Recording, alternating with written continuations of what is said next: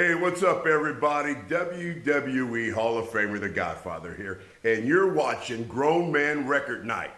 So let's everybody get aggressive and get on the Ho train. So I pray for a sign from my faith, my God. Why's my heaven turning?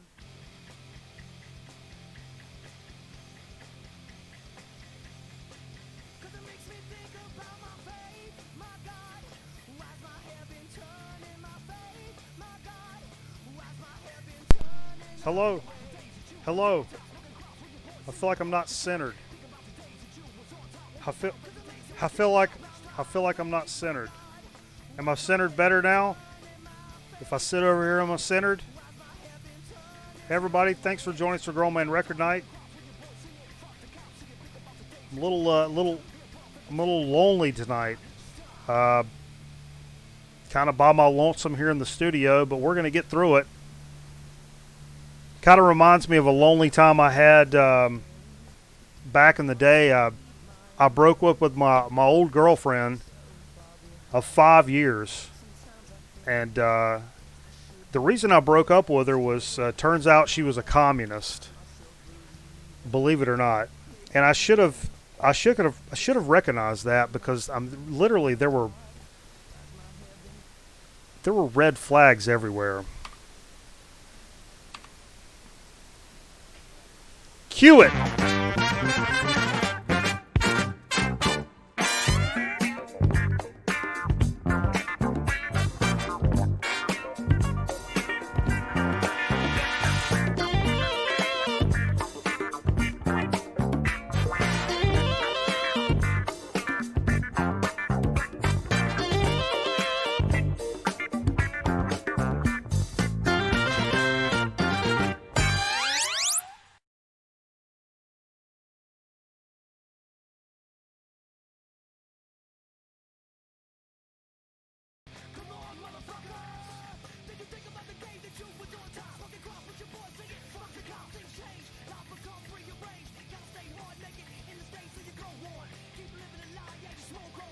Woo! Hey everybody, welcome to Grown Man Record Night. Hope everybody's had a fantastic week. It's been a good time here around the Grown Man Record Night studio. Talk about Harvey Gantt. I don't know if I can do that. I told Mental Theologian a great Harvey Gantt story. If you don't know, Harvey Gantt was an African American gentleman running for Senate here in North Carolina back in the 90s, and there was a girl in my 8th grade class, middle school, mind you, and she stood up and was like, I want to know how many of you guys in this class, because he was running against Jesse Helms, and even people not from here would probably know Jesse Helms. It's like, how many of you guys would vote for Harvey Gantt? And without weighing in on, I just said, hey, shut the fuck up, man. We're in 8th grade. And got sent to the principal's office because the teacher heard me. And in 8th grade, I may or may not have been a Jesse Helms supporter. I don't want to say that. I don't want to say that on the air because it's anyway. But hey, look, Jay is at the beach. He's doing a big family beach trip. Beaches over there. 3.5 or so hours. Right over that way. Steve's unavailable for live performance tonight. It's a contract thing. We really can't get into too much of what it's all about necessarily, but we can bring you the next best thing, I would say. Yeah, I thought a lot of stupid shit. I was redneck as hell. Fucking hunting, fishing, dipping, God and country. I didn't know. I was just an old country boy, man. But, all right, go ahead and cut that mic on. Boom. What do we got here, folks? Talk about it, Steve. Check 1, 2, 3. Am I coming in? Do it again. Can you hear me? I can hear you. Okay. Look what we got, folks. My image looks really kind of washy though, doesn't it? Oh, you're washy, baby. You're washy city. Hmm. I knew you couldn't be here, so I figured. Hold on a second. I did find one. I told you this is Toothpick City. I found one of your toothpicks. Toothpick City. This is Toothpick City. I found Steve's toothpicks. I know. The funny thing. Wait a minute. What the fuck is wrong with your glasses? Wait a minute. When we were doing test shots. We were doing test shots. We were getting this a lot. I'm getting a big reflection of this monitor in these glasses, so I can lean in down like this, but you would still see them. So I used some gaffer's tape, and I put a couple of strips there. But then I realized, wow, that's kind of cool. It looks like a black eyebrow. And then I just kind of ended up doing like a Muppet thing. That's what I said immediately when I saw that. I said it's the Amazing Mumford from the Muppets. I love peanut butter and jelly sandwiches. Poof. You know? So yeah. So I'll see. Maybe I'll wear these, but no. Then things get really dark. Yeah. Hey. Whoa. That's come on. We're not using that kind of language. But yeah. So hope everybody's had a great week. Steve, you can fill us in. You can be a little transparent. Why are you're not in the studio this evening? What's that? You can be a little transparent as to why you're not in the studio this evening. Oh, I've got to get up early tomorrow and get on a boat, and we're gonna go over to the farmers market and play music from a boat on a trailer. The fuck you getting on a boat from a what? No, wait a minute. The farmers market's on Sandy Ridge Road. Here's the story. The Virtual Village originally hooked up with this company called ServPro, and they did a great job. They had a really nice trailer. They had a nice truck. They would pull us around every week. But we come to find out that what's up, Brad? Chasing the classics. Sorry. Come to find out they're way off on what they believe and what we believe.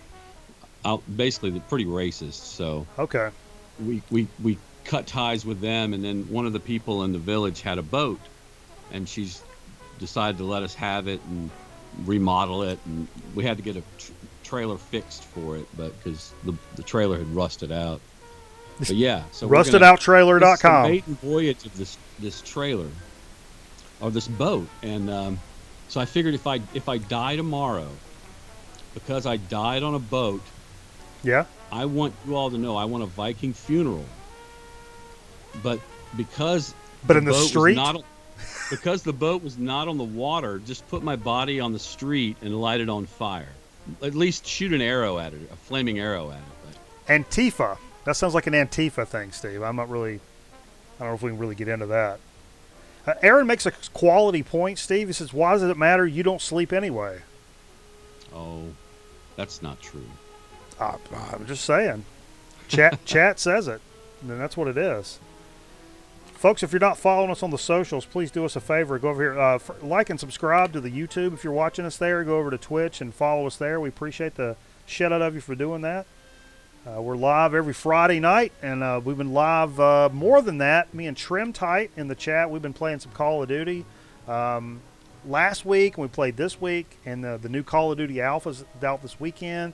Streamed a little bit of that earlier, probably streaming some more later this weekend. So, hey, you got to go follow us on Twitch if you want to know when we're live, and we'll hang out and just vibe out, man. Vibe out. That's what it's about. Get off of this graphic. Whoop. Boom. There we go. But anyhow, what's been going on this week, Steve? Were you able to get out into a record store, or you been busy? What's been going on? I actually went digging like the day after, like Saturday, I think. Got a couple things, and then I ordered something with some Speedway points. I like to save up my Speedway points till I get about 30,000. You get 30,000, you get like a $25 Amazon gift card. From there, I go to Amazon and I get a record. So I treat myself when I buy my gas. My reward is a vinyl album about once every 3 months or 4 months. So. Hey, Steve, how do you get all those Speedway points? What's the secret to that? Driving back and forth to Grown Man Record Night. Okay. Just in your vehicle? Well, no, it's a family account. Okay. We take turns. Gotcha. It was my turn. Okay. Fair enough. Fair enough. That's a good system working there. I got some digs for tonight. There's some stuff that I don't want to say leftover because it's not trash. It's stuff that when me and Zonkman went digging, Nev said here in the chat, Went digging last week, picked some stuff up, and then when I went over to Hippo, I got some stuff left over from that as well. So it's just stuff I didn't do last week. Aaron wants to know if you're using Camel Cash for that or Marlboro points. You know, it's a funny. The fiance's in the other room counting up Marlboro points, probably right now. Did you ever collect greenback stamps? Somebody just talked about Marlboro points, and I was like, that's literally what you were just doing. Are you doing that right now? It'd be a lot funnier on the internet if you said you were doing it right now. See, I don't want to get into a whole comedy thing, but... Yeah, yes I am. Okay, she's doing it right now. She was seriously doing it earlier. But anyway, I got an interesting thing because I really did. I really did think I was going to have to do the show by my lonesome tonight because I know Jay's at the beach. I know Steve said he probably wouldn't be able to make it. So I did think about something, and I want to get the chat really involved. We got a few people watching us right now, so I wanted to lay this out there because I'd love some input for people watching, not just us assholes broadcasting. But if you guys know in the VC, Steve Carlson, old school VC guy, hell of a record collection, super nice guy. I'll be honest, I've not really interacted with Steve very much, and it's not no real reason. It's just one of those guys I just never connected with right off the bat, or for whatever reason, whatever. But I do watch his videos, and he had a hell of a collection. Had a very tragic episode a few months back where he had a flood and lost. He mentioned he had a 12,000 LP collection, and lost a great deal of that to this flood. I mean, super tragic. I mean, all of us just would probably be. I mean, Jesus Christ, that's a nightmare, man. And so I've kind of followed that, and we posted the GoFundMe when that all happened, and shit like that. But it's been interesting to watch him since then and kind of getting back into collecting. He just posted a video this past week that was really just tickled something about how he's getting back into collecting now. And he said something very interesting in this video where when he started out, his goal was straight up to have the biggest record collection ever. You know, and I feel that because when I started collecting, I wanted everything. If I had a family member that said, hey, I got 30 records in a box, I don't care what they are. I want them. It's a bunch of like easy list. I don't give a shit. I want the whole thing. Give me all of them. And that's how I got my first huge chunk of my record collection was a bunch of free shit that nobody wanted. And that, you know, there may have been a Beatles in there and a Zeppelin mixed in with that, but there was a lot of like easy listening Lawrence Welk nonsense in there too. I'm sure that's how a lot of us got started with, you know, free records and whatnot. But it's interesting that now he's having to start over how he's saying, because he said he never really got rid of records. It was hard to let go of things, and I'm the same way. I said other than like having a double and wanted to pay it forward, give it to Steve, give it to Jay, put it in a bag, the kid, Aaron Griffin, whatever, we'll put stuff in a bag or whatever. Either a gift or a trade. I've done a few trades. I've never really gotten rid of records, ever. Even stuff I'm like, yeah, I don't listen to this shit. I still don't get rid of that stuff. But he's saying that now that he's kind of had to like reboot his collection, how he has a different mind frame in terms of what he's going to keep, what he's going to go after, that kind of thing. So the question is, if your collection disappeared today, especially you guys that have been collecting for a long time, what would you do different? Like, would you collect records the same way you did starting out? Or would you already off the bat start whittling down? Or like being selective? Or have a smaller collection, but it's like super dank? Because I mentioned, like, some of the most fun I ever had digging was me and Cameraman were first starting to collect. Some of the most fun stuff we did was going to Goodwill and buying a record because it had a funny ass cover or whatever. And I was like, at this stage of the game, I just don't have room to do that. And I've kind of learned, like, it's probably not the move to do anyway because it's, you know, you're just eating up space and money. You know, dollar records, you know, across the course of a year will add up if it's some shit you're not going to listen to.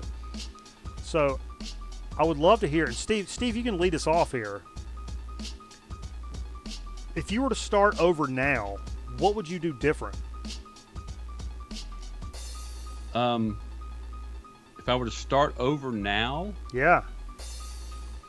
oof. Would you change it? Would you change how you do No, things? I wouldn't change it. I wouldn't change anything. Really? No. None of the just buying a bunch of nonsense because it was No, cheap? not at all. Because through that nonsense, you're going to hit a few gems that you would have had no fucking clue that they would have been gems. That's a good point. But would you, like, And- after the fact, would you go ahead and get rid of those maybe? I've gotten rid of things that I just don't listen to that much, and it was stuff that was either gifted or it's like, well, I'm never going to find that moment in time where I'm going to listen to, and I hate to say it, like I had a lot of like, what's the lady that wrote the piano?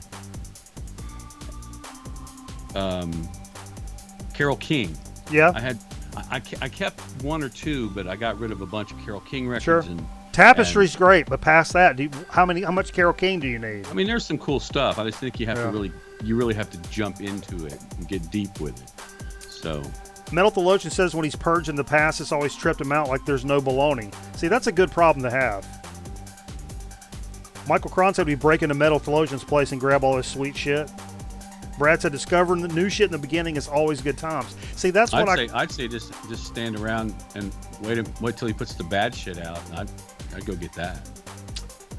yeah, exactly. Vance said he might collect different. He bets most of my collection I would not replace and focus in the favorite. See, that's what I wondered. If I was like, I know what I listen to and what I'm concentrated in now, would I just concentrate on that? And I think if anything, I would just not buy the like random records with funny covers that I knew was going to be stupid, but it had a weird cover. You know it was a gospel record, and I like gospel music, but you know it was going to be something you're not going to listen to. But back when you have, Well, let me ask you, like, okay, let's get into it, do Steve. Do you ever listen to Reuben and the Jets? No, You have it. I have it. do I have it?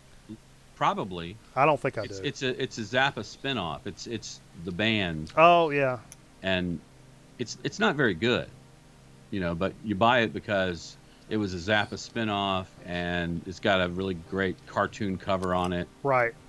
Well, I think now what I'm doing, if anything, it's certain things.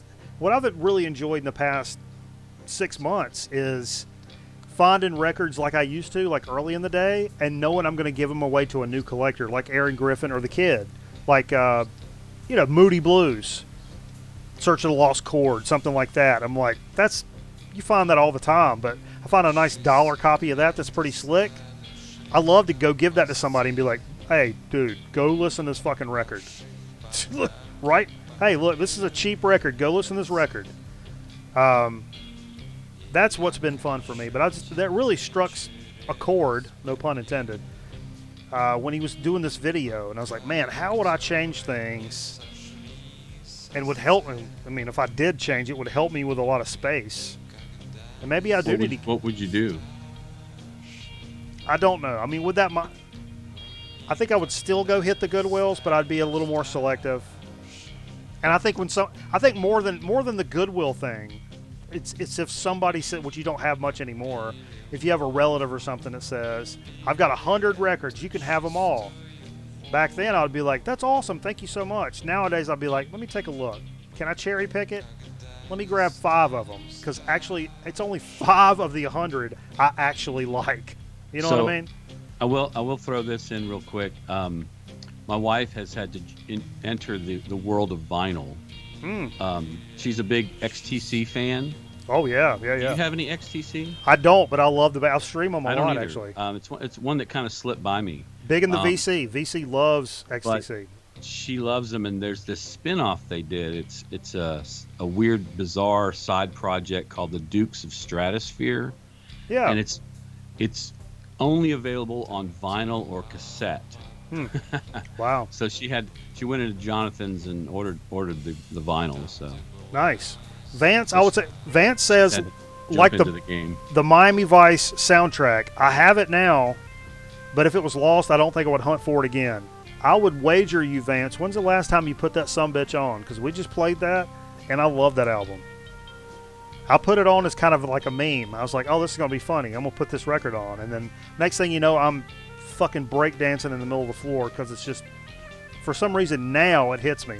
2 years ago, I I'd have would been like to laughing know at it. what Vance thinks about my attire tonight. I believe that the Reds spanked the White Sox 7-1 We don't need to get too crazy. on Steve. their.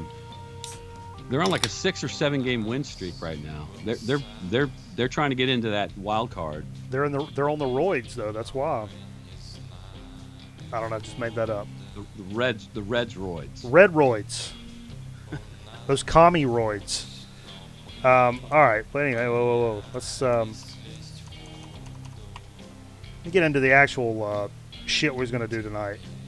We checked with us to see who died. I saw Toots from Toots and the Maytals died a day or two ago. 77, man. Toots Thielemans? No. No. He was already dead. No, the reggae group. Haha. Toots and the Mail. Oh, Yeah. I thought you meant John Mayle. No. Maytal. If you're not in our Discord, man, we got a great music collective going on in there. Folks talking about shit, hipping us to stuff, keeping us up to speed. Like Shane this week, another Deftones track dropped from the new album that's coming out here in just I think next week. Hey, this is the 5Ls playing. Check it out. Anyway, but it's a brand new single that's coming off the new album. It's called Genesis. There was one track leaked before this. This is a good track, man. I really enjoyed it. It's reminds me of more old school Deftones. There's a synth in the beginning is the only really difference, but other than that, it's like really good track, man. I'm pretty amped that there's a new Deftones coming out, and I really love the fact that they're probably, God, at least 5 years my senior, and they're still making records and aggressive records and good stuff. So that's really hype. But Shane posted that in the it comes out September. Ohms is the name of the record. Comes out September 25th on Warner. First album over 3 years. So I'm kind of stoked for that. Speaking of which, in the Discord, Vance also posted something that we missed here, man. We played some Mastodon earlier, but this Mastodon called Medium Rarities.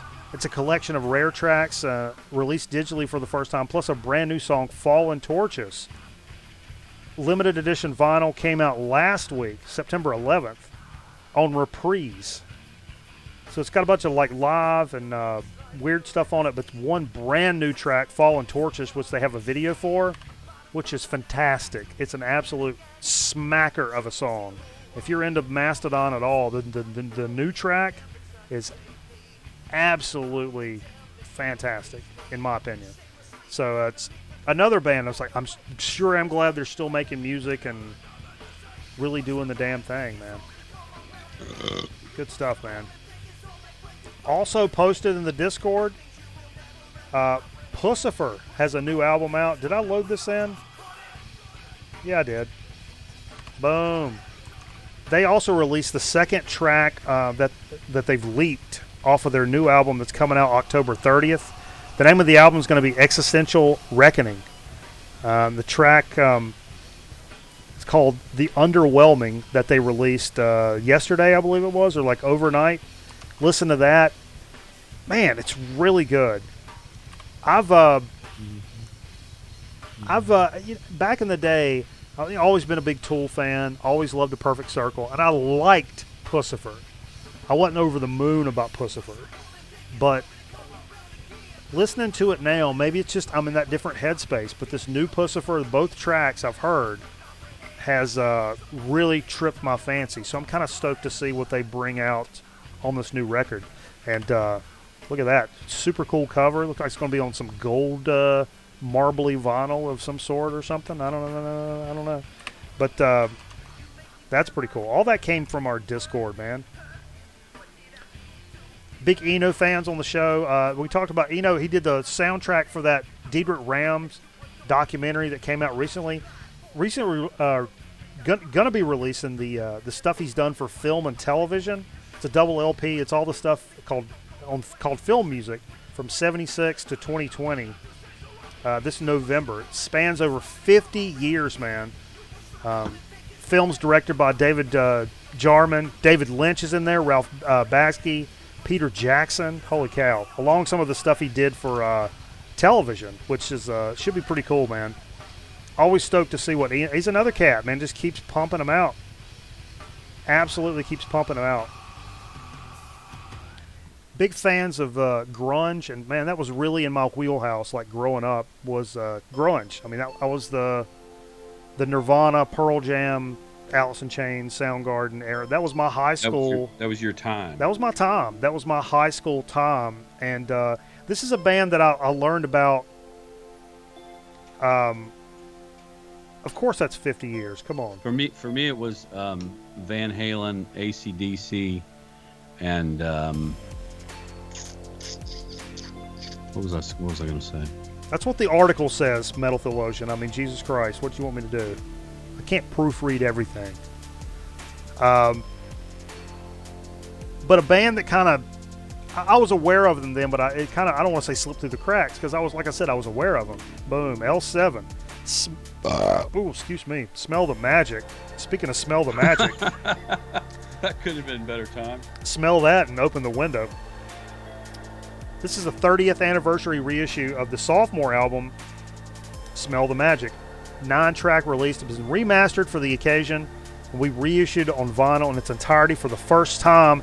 Came out today. Absolutely today. So that's, I would love to pick that up. That's a great record, man. If you're into that kind of, that grungy sound, and man, that's good stuff. Also, recently kind of fell in love with this international sound, especially that African shit like Mono Dibango. And this Gone Clear, which is one I'm not as familiar with. And honestly, this is a straight up like reggae record. Released in 1980, recorded in Jamaica on Chris Blackwell's label Island Records. It's got a few big names, not only from Jamaica but the USA. The Brecker Brothers are on this. Mike Lawrence is on this. Plus you got like Ansel Collins, Sly and Robbie, Mikey Chung from Jamaica. And this is a straight up, it still has elements of, the African stuff that Dibango's known for, but it's a reggae record. And I've almost picked up some of his stuff recently. I've told you guys that's kind of where I've been looking, especially in like local record stores, is looking in that international section for stuff. And See, if you go back to your like, what would I change? You probably wouldn't buy that stuff. I mean, early on I wouldn't, because I wouldn't know what the hell it was. Nowadays I would, because I know. I mean, I'm just older and wiser. The premise of the situation is starting out when you're going. No. I'm saying if you're starting over now, knowing what you know now, your shit caught fire and you literally had to start from ground zero. Would you do it different? Not if you started doing it in 10, 15 years ago and had to do it over. I mean, like right now, everything went away. Would you go back to Goodwills? Or what? Would you go back to the dollar bins, or would you? I'm only going to collect MoFi records, or I'm only going to collect stuff that was, super rare or whatever your steez is. That was my question. Boris Brecker, yes, the sweet ass ginger, pale legged tennis player. That's exactly what we're talking about. Something else that came out today, I posted this in the Discord actually. I've mentioned these guys before. It's this band called Shit and Shine. They're sludge like you would not believe. They're sludge the way it's meant to be. The stuff the terms I have found to describe describe this record is pretty crazy. This is what it says. Shit and Shine returned to the mighty Riot season label. Oh, that's a label. It's the first one to put them out back in the day. This LP, like last year's Doing Drugs, Selling Drugs, returns to the sludge. Sludge the way sludge is meant to be. Fucking sludgy and evil. This shit is ridiculously heavy. In fact, I'd say it one of the heaviest sludge records ever. Yeah, for real. Sleep? Melvins? You call that sludge? Pah? No, not quite. Sure, it's heavy and riffy, but nothing close to the slow motion exploding mountain of filth lava. Apparently, this thing is called Goat Yelling Like a Man, and it honestly has sounds of goats yelling like men on it. That's not just a clever title. They actually have goat sounds on this record. I posted the video. It's a bunch of monster trucks and these sludgy ass riffs. I was kind of sold because it's funny and super heavy, and that's an absolute awesome combination in my opinion. And the real thing, the real banger that I wanted to hip you guys to, if you've never heard this group, and Steve, I'm looking at you here, right here. I've never heard of these guys. You ever heard of the band called Mother's Cake? No. Australian band. Came out today. This is at least the second one.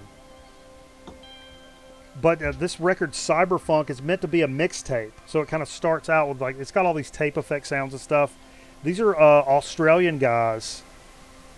This is what they said. On the cover, you see the big-eyed fella handing over to the Holy Grail to our character. Those little snippets you hear are what's leftover recordings that have been taped before. Jesus Christ. These guys, there's funk, there's heavy stuff, there's prog stuff. It's got Zeppelin sounds. It's got I like that he's holding a cassette tape. It's got Mars Volta sounds. And I heard, it didn't mention it in the article, but I heard a lot of like King Gizzard style stuff, not just because they're Australian, but that neo psychedelia, even Tame Impala, that kind of weird stuff, but really proggy. And I'm telling you, man, Was it something cake? What? Mother's Cake. Go give this Mother's a listen. Cake. Go stream this and check it out. It is absolutely bonkers. It's my kind of wild card. Holy shit, I've never heard of these guys. Pick of the week. Go look at this and stream it. I'm telling you, I do this about 5 or 6 times. 5 or 6 times a fucking year. I say, this is one of those. I didn't know about it. The cover looked crazy. I searched it up. I looked at it. Go listen to it. And I'm telling you, go listen to this fucking record. You will not be disappointed. Most people that watch this show will not be disappointed at all. That was kind of what I had in the news. We should probably We should do a shot. we should do a okay. We should do a shot as I'm gotta load. I gotta load up some marbles. You guys into some marbles? We're not necessarily doing it right now. I just need to go ahead and load it up. What are you doing a shot of, Steve? What you been drinking on this evening? I've got some tequila here. Okay. I haven't been drinking it tonight though, but I'm saving it for.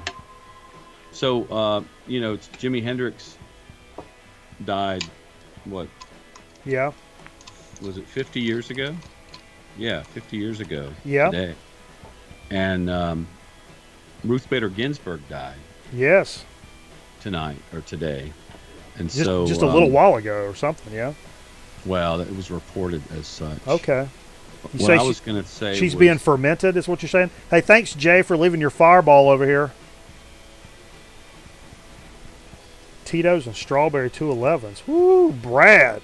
Let me I know share Brad my don't fuck around. Let me share my screen. Share your screen, bro. Can you see that? Nope. Nope. I mean, Okay. I see it on my other screen. I don't know if I want to. Hold up.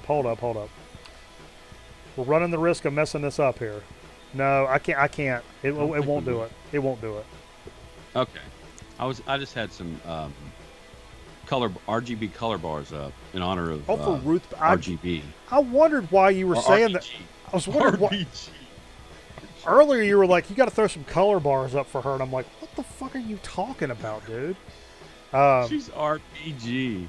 I mean, it's just not in the We'll do a right. shot anyway. It's not in the right order. Yeah, we're doing a shot anyway. So, Mazel tov, everybody. Steve, do you also have a snooze in? Are you doing a snooze right now?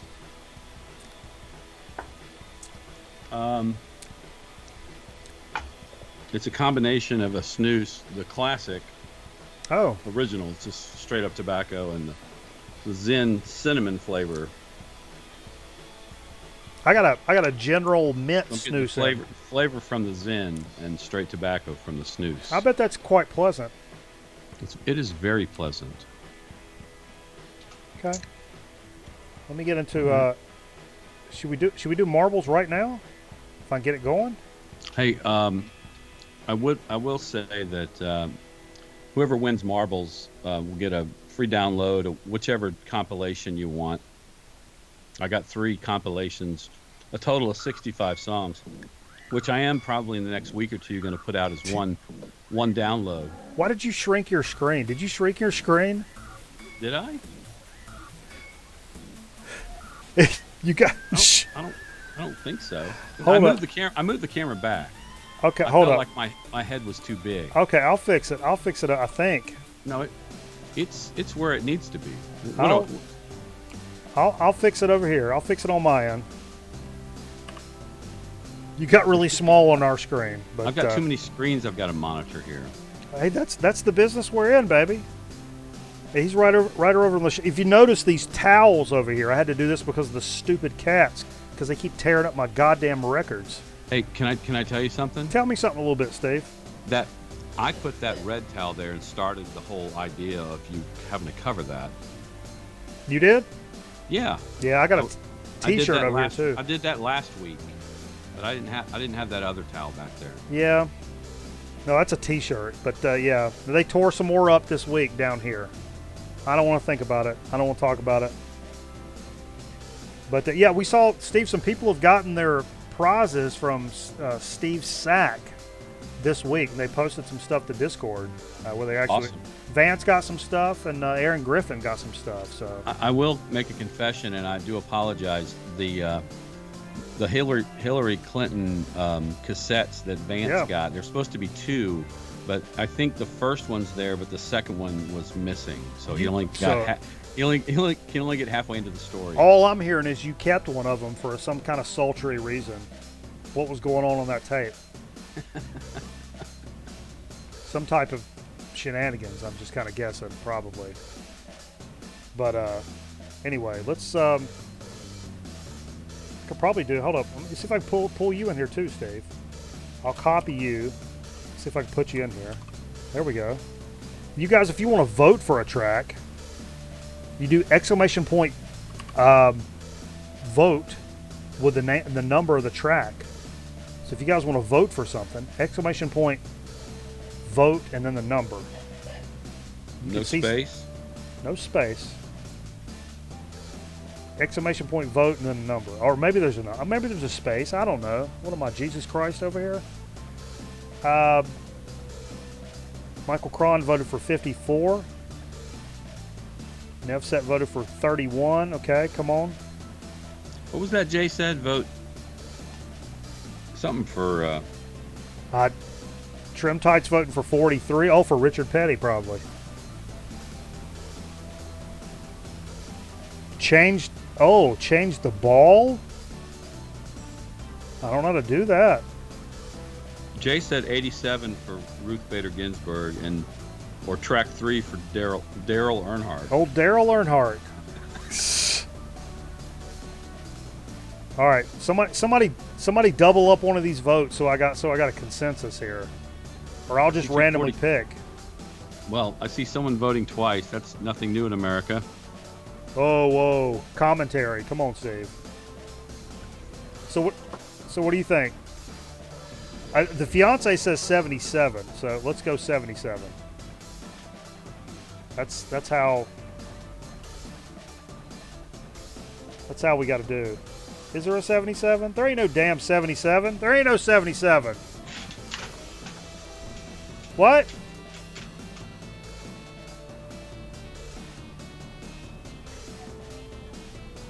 Oh yeah, there's no. Yeah, it doesn't go that far. It Just stops- pick one. God damn it. I'm going to 43.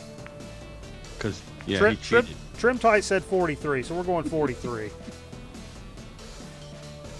Oh, whoa! Look at this nonsense here. I'm going to shrink you down, Steve. For this at least, I'm shrinking you down. Oh, whoa. You can try. Yeah, there we go. All right, exclamation point play, folks. Exclamation point play. Exclamation point play. And get into this marbles nonsense. Some of this marble nonsense. I put exclamation point plat. It shrank you down again. Did you? That's so weird. Hey, it can I keeps say shrinking you something down. else? Something else I did this week. What'd you did? I was on radio Monday promoting the album, and you know they gave us a whole hour to play cuts from the album from Volume 3, and then immediately after that I had to go edit the tease, and that knocked it out in 30 minutes. And I went downtown to a studio and cut backing vocals for a friend's submission to this Democratic Party songwriting contest. No politics. All right, you guys ready? Let's get into this. I feel like I look like an overlord here. I don't know about all that now. All right, good luck, everybody. Just kidding. This is a new track for us. Come on, baby. Daddy needs a new pair of shoes. Let's go. Go. Well, look at Scotty Strychnine getting out to an early lead. Oh, yeah, he's not in the lead. Oh, Abacus. Everybody's just getting in here. Zep Pearl, I swear to Christ. He's down the chute first. He's going to be down the chute, I bet you. First. Yeah? Oh, no. Restream bot. That means somebody from YouTube. Oh, Vance. Whoa, look at this track. This is nuts, man. Whoa. This is What nuts. the hell? That's crazy right there, y'all.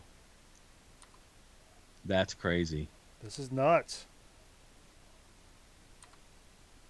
Scotty Strychnine, though, coming out on top. Let's see if he makes this jump. No! Scotty Strychnine off the board. He hit it, but he ricocheted. Michael Cron. Oh, whoa, whoa, whoa, whoa, whoa. Wow, this I can't even really understand this. Michael Cron off. Steve Fever off the board. This is another one of those where everybody's going Vance to. off the board. Aaron Griffin off the board. Survive the jump. Wow. Restream bot. Nevset off the board. Restream bot. Abacus. Solid lead. Conservative approach. I respect it. There's nothing wrong with that. Might be the only one left. Except. What? Oh, whoa, whoa, whoa. Who's this? Get off of here. Get off of here. Restream bot. I'll delete you right now. I swear to Christ. Look at that. Nice move. Record night. Hey, what about that move? Do we know which Let's one take it a is? minute and talk about that last move. Woo! That last move was fucking clutch. Man. What's my record? I've got the last like 3 out of 5 at least. I'm gonna give one to Restream bot. But we don't know who that is. Is there only one Restream bot? Let me Yeah. tell you. Hey, if you entered from YouTube, let us know in the chat who you are, because it doesn't give your name. Who entered from YouTube?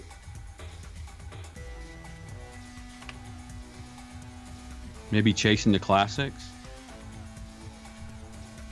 Oh, it was the fiance. Wow. The You kept it in fiance- the house. Yeah, we kept it in the house. So, yeah, 1 and 2, 1 Wow, and 2. I'm smelling a rat here. I'm just saying, man. I'm just saying. Man, that's a solid house performance right there. This house is made of fucking winners. I'm sorry. I'll put it back away. I'm sorry. I'm sorry. You hadn't showed your bling tonight. I don't have a tight shot of it though. You can't take the other camera? No, That's the one. No, it's all. That's the one that's up for me on Skype. It says, "Oh, your camera's being used by Skype," and it shows up as black over here, so that's fine. Oh. That's fine. That's fine. I don't want to f with it because as soon as now you just took your shot full, Steve. What the fuck did you just do? Whatever you just did, that's why your shot kept moving. Steve taking over the show. How did I do that? I appreciate- How did I take over the whole shot? I can't appreciate do that. I mean, I appreciate the effort there, Steve, but let's be honest. This is my house over here. How You can I do that? Well, I don't know, You but control that shot. no. Whatever just happened, just pop, pop, pop. So anyway, boom. Let's get into a little bit of what we played this evening. Played some fantastic records, man. We were jamming over here, dude. Let me tell you what. It was a good time. After a hard-ass week, playing some hot-ass, funky, rockin'-ass records, man. Whew.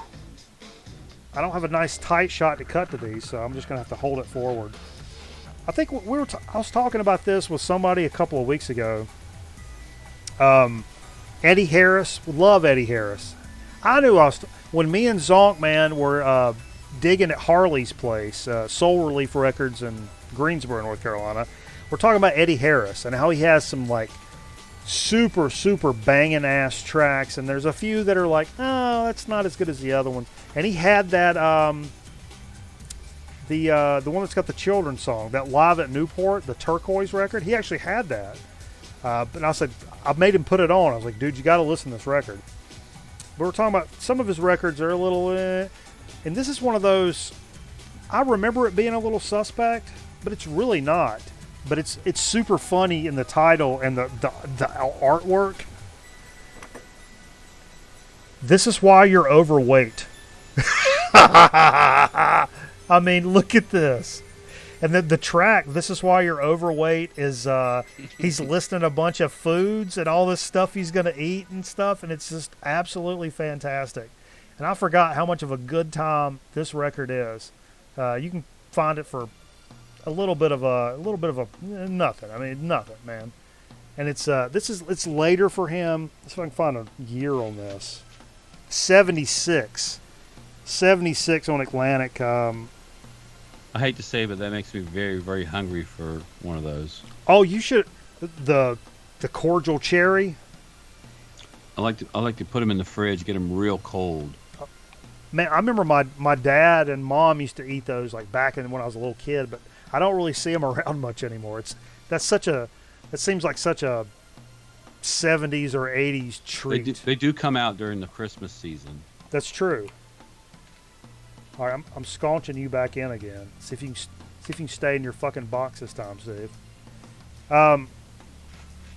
But yeah, that track he's listing is like, I had some macaroni and I ate some chicken, and then I did, like listing all these like foods, and I was like, man, that's just like, it made me hungry, baby.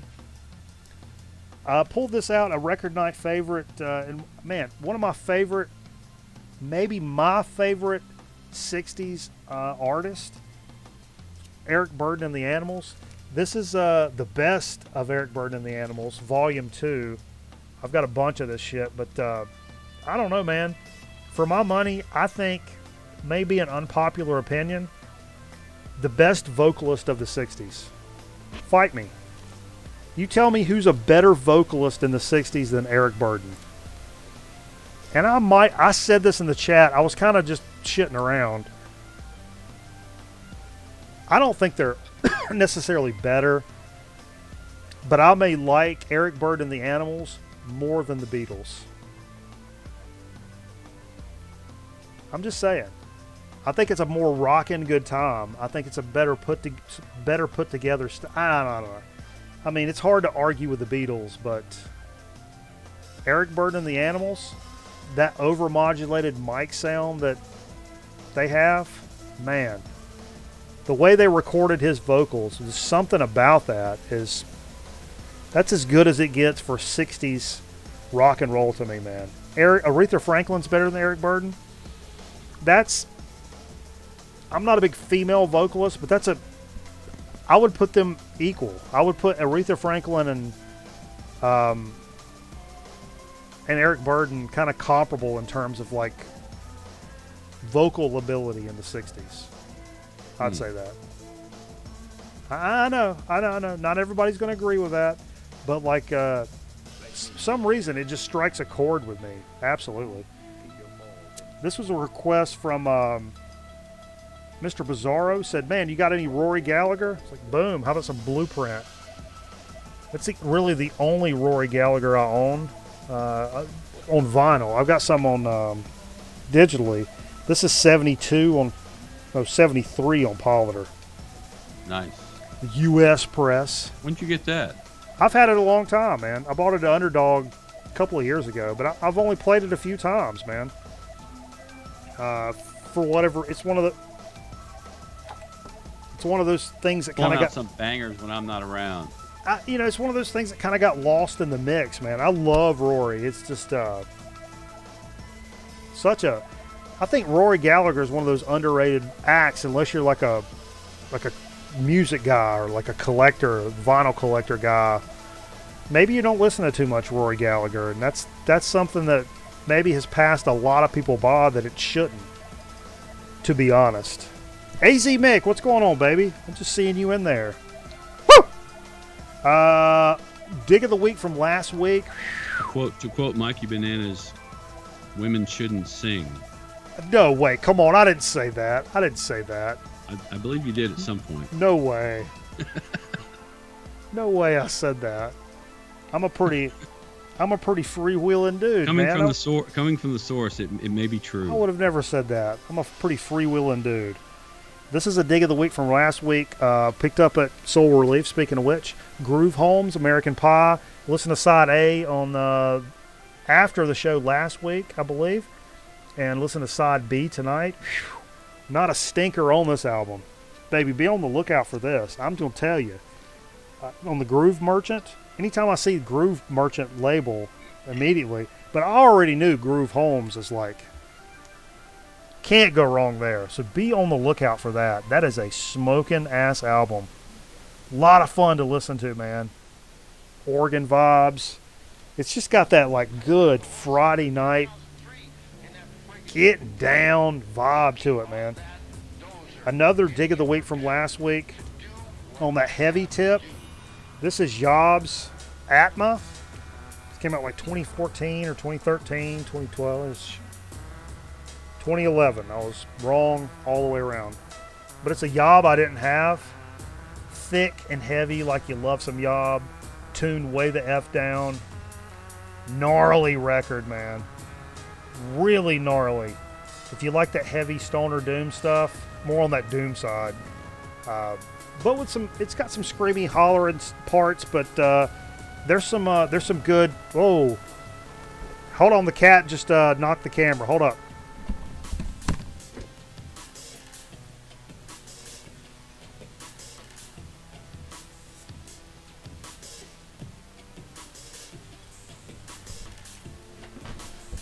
Kitties!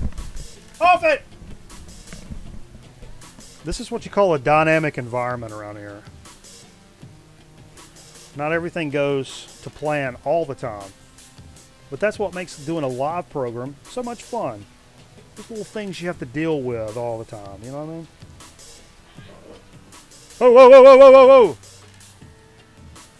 Yeah, Steve, how can I blame that on Jay? There's got to be a certain way that I can put that into...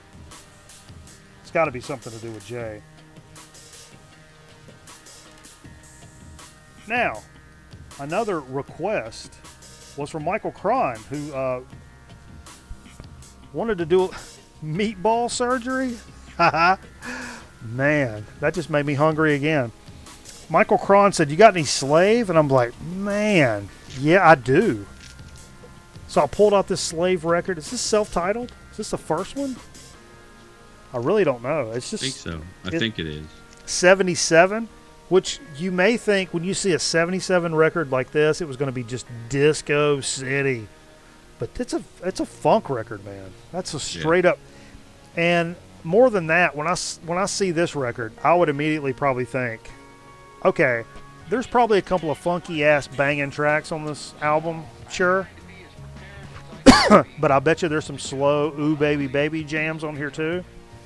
Not at all. Or not the side. We played side one, and they're funky ass tracks all the way through the record, man. Drum breaks.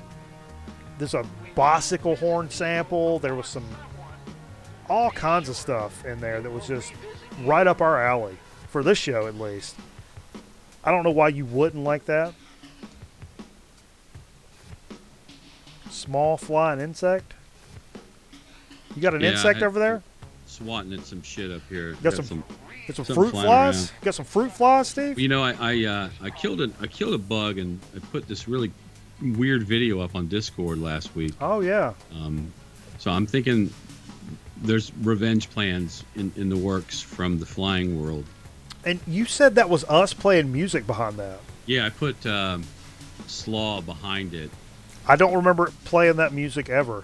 Neither does Jay. And when I heard it, I was like, man, this jams. Who is this? And Steve was like, that's us. I'm like, what? But it's also, there was like a dog barking or something going on, and because it was so slow, it sounded this howl, like a human howl. It was like, yeah, I heard that over and over, and it was like really cool. Where was that? Was recorded when we did the session? No. That was when I was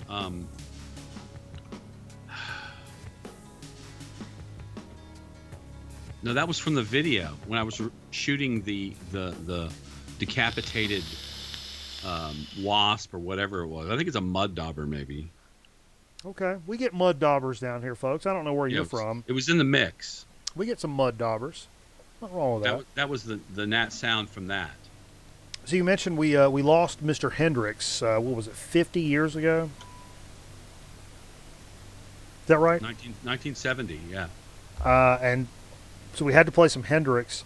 Michael Cron's. I was putting out some feelers. What Hendrix you want to hear? I have 11. I have 11 Hendrix records. And but you don't have the entire like studio collection. No, I don't. I've got a lot of those posthumous bullshit records and a lot of the weird ass stuff in there. But I did have Midnight Lightning, which had Machine Gun on it. So Machine Gun was what Michael Cron requested. So I did at least play the track Machine Gun on this. And I love those weirdo records I have. I mean, Hendrix is one of those. I love the greatest hits. And I actually, the Essential, the purple double LP, that's what I grew up. When I was a kid, I got the Essential Jimi Hendrix on CD, double CD for like birthday, Christmas. And got some of my favorite Hendrix tracks on it, aside from the ones that are right down the middle, you know. So I wanted something that wasn't like, I didn't want to be like, oh man, it's Hendrix, let's listen to Purple Haze. It's like, not that there's anything wrong with Purple Haze, but I like the weirder stuff. My favorite is Electric Ladyland. Yeah. Mainly because it's the 100th record I had. I think I bought it when I was in college, and I still have it. And it just has, especially that one side that has a mermaid I should want to be, or whatever it is. It has this really thematic, beautiful flow between about 3 or 4 or 5 songs. Okay, so favorite Hendrix track. You got something, Steve? That was a hiccup, Sarasota Joe. I got some Mel Mackey and hiccups, dude. They're weird. I would have to say that Mermaid song. Yeah? How about you guys in the chat? I think that's one. Favorite Hendrix track, like single song. Mine, and it's funny, the kid is really into Hendrix now, and she wanted to hear Little Wing, I believe it was. But I I was like, Yeah, actually, that's the one. actually on I'll say on that same side of the Essential, my favorite Hendrix track is "Burning of the Midnight Lamp." That's a good one. I learned that when It's on the same album though. Is it it's really? on I don't Electric own that actual album, but when I was a kid, I heard that on that Essential compilation and learned that on guitar. Had my guitar teacher. First time I bought a wah pedal, and I was like, "Oh, I can do this." Boom, boom, boom, boom, boom, boom, boom, boom. That was my shit. Castles Made of Sand, yeah. Castles Made of two for Castles Made of Sand. But Electric Ladyland, baby. yeah, I've got my dad's copy of. I don't have Electric Lady in. What's the first one called? I'm drawing a blank. Are you experienced? Are You Experienced? I have my dad's original copy of Are You Experienced? Spanish Castle Magic. Okay. I'm telling you, Electric Ladyland. Okay. Also, in the nostalgia vein tonight, Black Sabbath Paranoid. Vance kind of hipped us as this. What did this turn, like 50 today, Vance? Is Vance in? You still up, Vance? Wake up, Vance. 50 years ago today, this is my copy. Not my favorite Sabbath, but the first Sabbath I ever heard for sure. Back in the day. But I played side 2, which has a song that early in my, I think me and Jay, and when I was like a kid learning guitar and stuff, I learned Electric Funeral like early on. I knew I could get in, and it's not too tough for a guitar player or a drummer or anybody,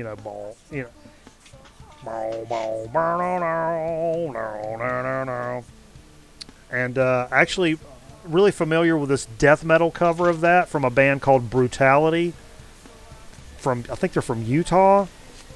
I love that version too, but Such a great album. it really is. It's not my favorite Sabbath by any stretch. No, but it's a classic. It really is, and maybe it's like a lot of bands. I get burned out of the stuff that gets played to death or whatever, and But it's what really cemented them, you know. for me, definitely. I wasn't alive then, For the majority public, though, that Yep.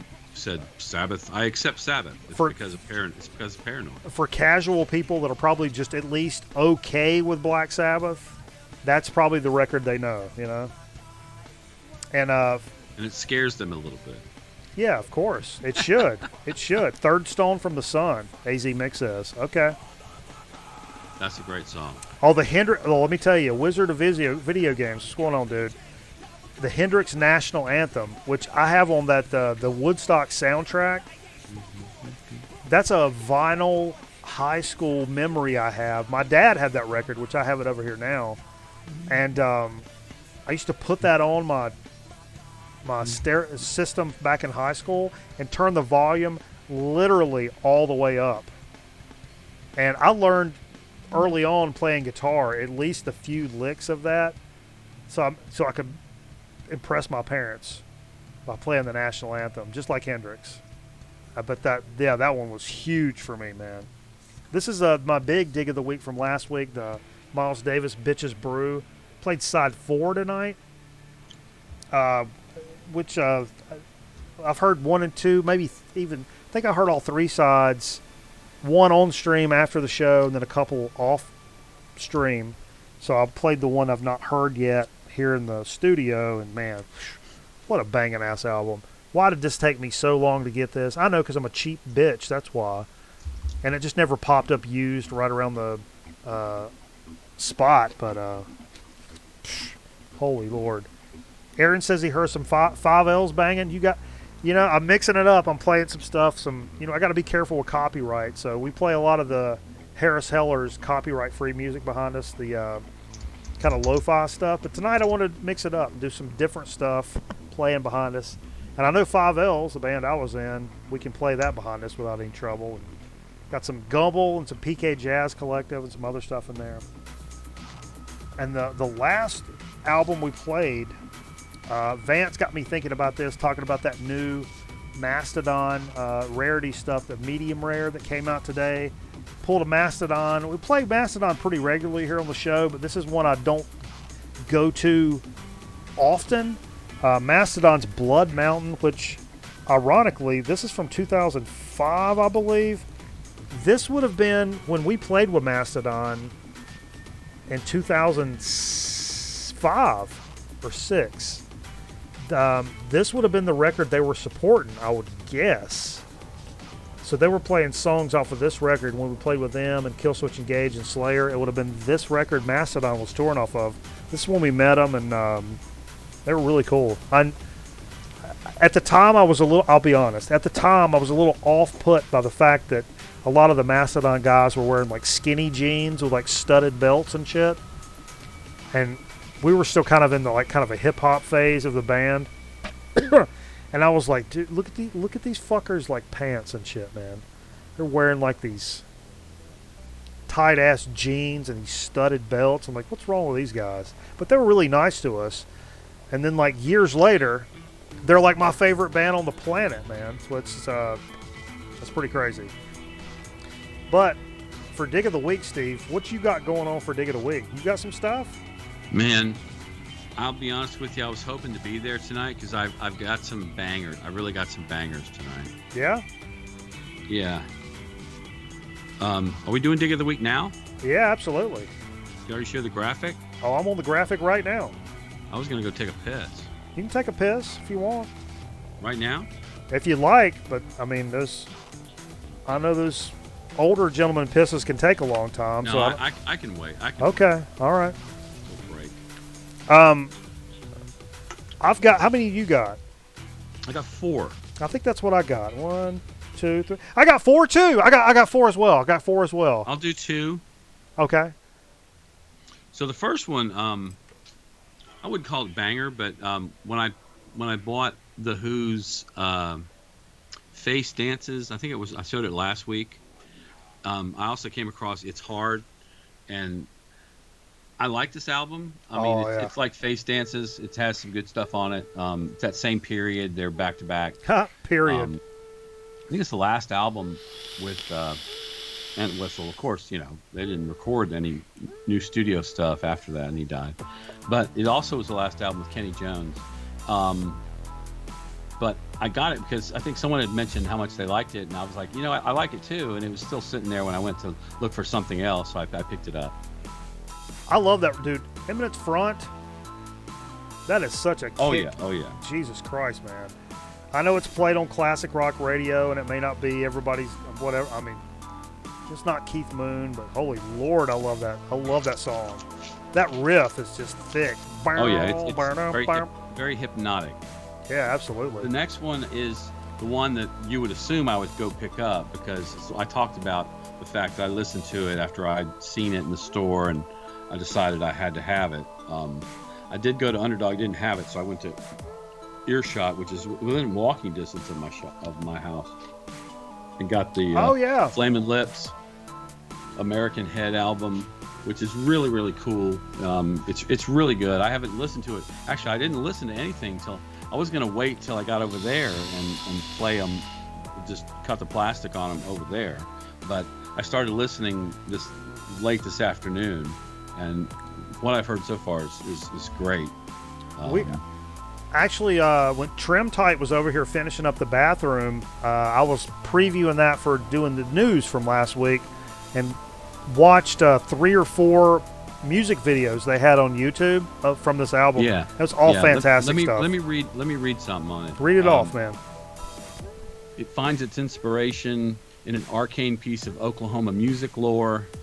After revisiting the Tom Petty documentary Running Down a Dream, following his death, Wayne Coyne became fixated with the story of a Petty pre-Heartbreakers band Mudcrutch, whom Petty spent time with in Tulsa in the 70s.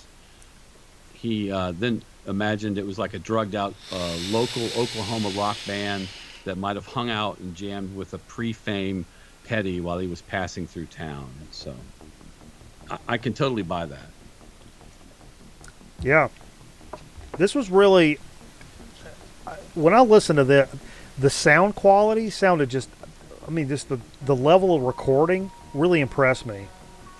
And the You know, because I don't know if you remember from last week when we were talking about the album, it's supposed to be like, you know, stories from Wayne Coyne growing up. It's his experience growing up in Oklahoma. Yeah, it's too much gloss. And it really does kind of come off as a very nostalgic record, you know, for him. Not nostalgic record meaning like, oh, I like the Miami Vice soundtrack. It's nostalgic. Like, emotionally nostalgic from Right. the writing standpoint. Yeah, Not to be corny, it's but kind of a return to an earlier time, almost like a soft bulletin kind of thing, maybe a little more stripped down. but very, very clean and pretty. It's a very pretty sounding record. Okay. From the tracks that I heard, I was very impressed. Everybody says Steve is stoned. He couldn't remember if he had to pee or not. No, I have to pee. You love Oklahoma, Brad. Come on. Sick Clouds? How many do you Sick Clouds? I was gifted some chocolate. I'll say it. I was gifted some chocolate.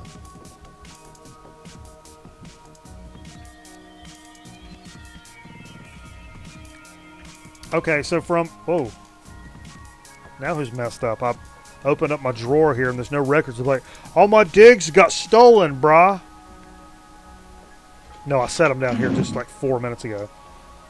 From when me and Zonkman were digging at Soul Relief, a couple of records that showed up in the $2 section, which I think I got actually cheaper than that. Starting off was a Yes record that I didn't own. And you know, I love Yes, and I not one that has popped up for cheap for me at least. Drama. It's the 10th record by Yes from 1980. And it's got a hit on it, but it's a hit. Into the Lens was the hit. And I actually looked this up. And I don't remember. Do you remember Into the Lens, Steve? I really like this record. I have it. Yeah? It's got the guy. It's not Ian Anderson or not Ian. Is it Ian Anderson? No, John Anderson. It's not John Anderson. The It's country guy, singer? We were swinging. No, it's the guy that was in the. He sang that song "Video Killed the Radio." I think it's the Buggles. Okay. Video killed the radio star. Trevor Horn from the Buggles. Trevor Horn. Yeah. Thank you. But it's a good departure. This followed the departures of John Anderson and Rick Wakeman. After several Yeah. attempts to record a new album failed, Drama was recorded hurriedly because a tour had already been booked. So this was kind of a rushed together thing, but still produced the hit Into the Lens. Do you remember the hit Into the Lens? Oh, I won't call it a hit, but yes, Well, I do it's- remember it's the the song. only- Into the Lens. I know this album well. I went back and listened to Into the Lens. I'm like, oh, surely I've got to know this. I might as well have never heard this song in my life. No, I- you probably never heard it. You probably never heard it before. Run didn't Through the ring a Lights bell. is great. Tempest Fugit is awesome. Dancing Through the this White Car is really good too. There's good stuff on the record. Yeah, I don't doubt it.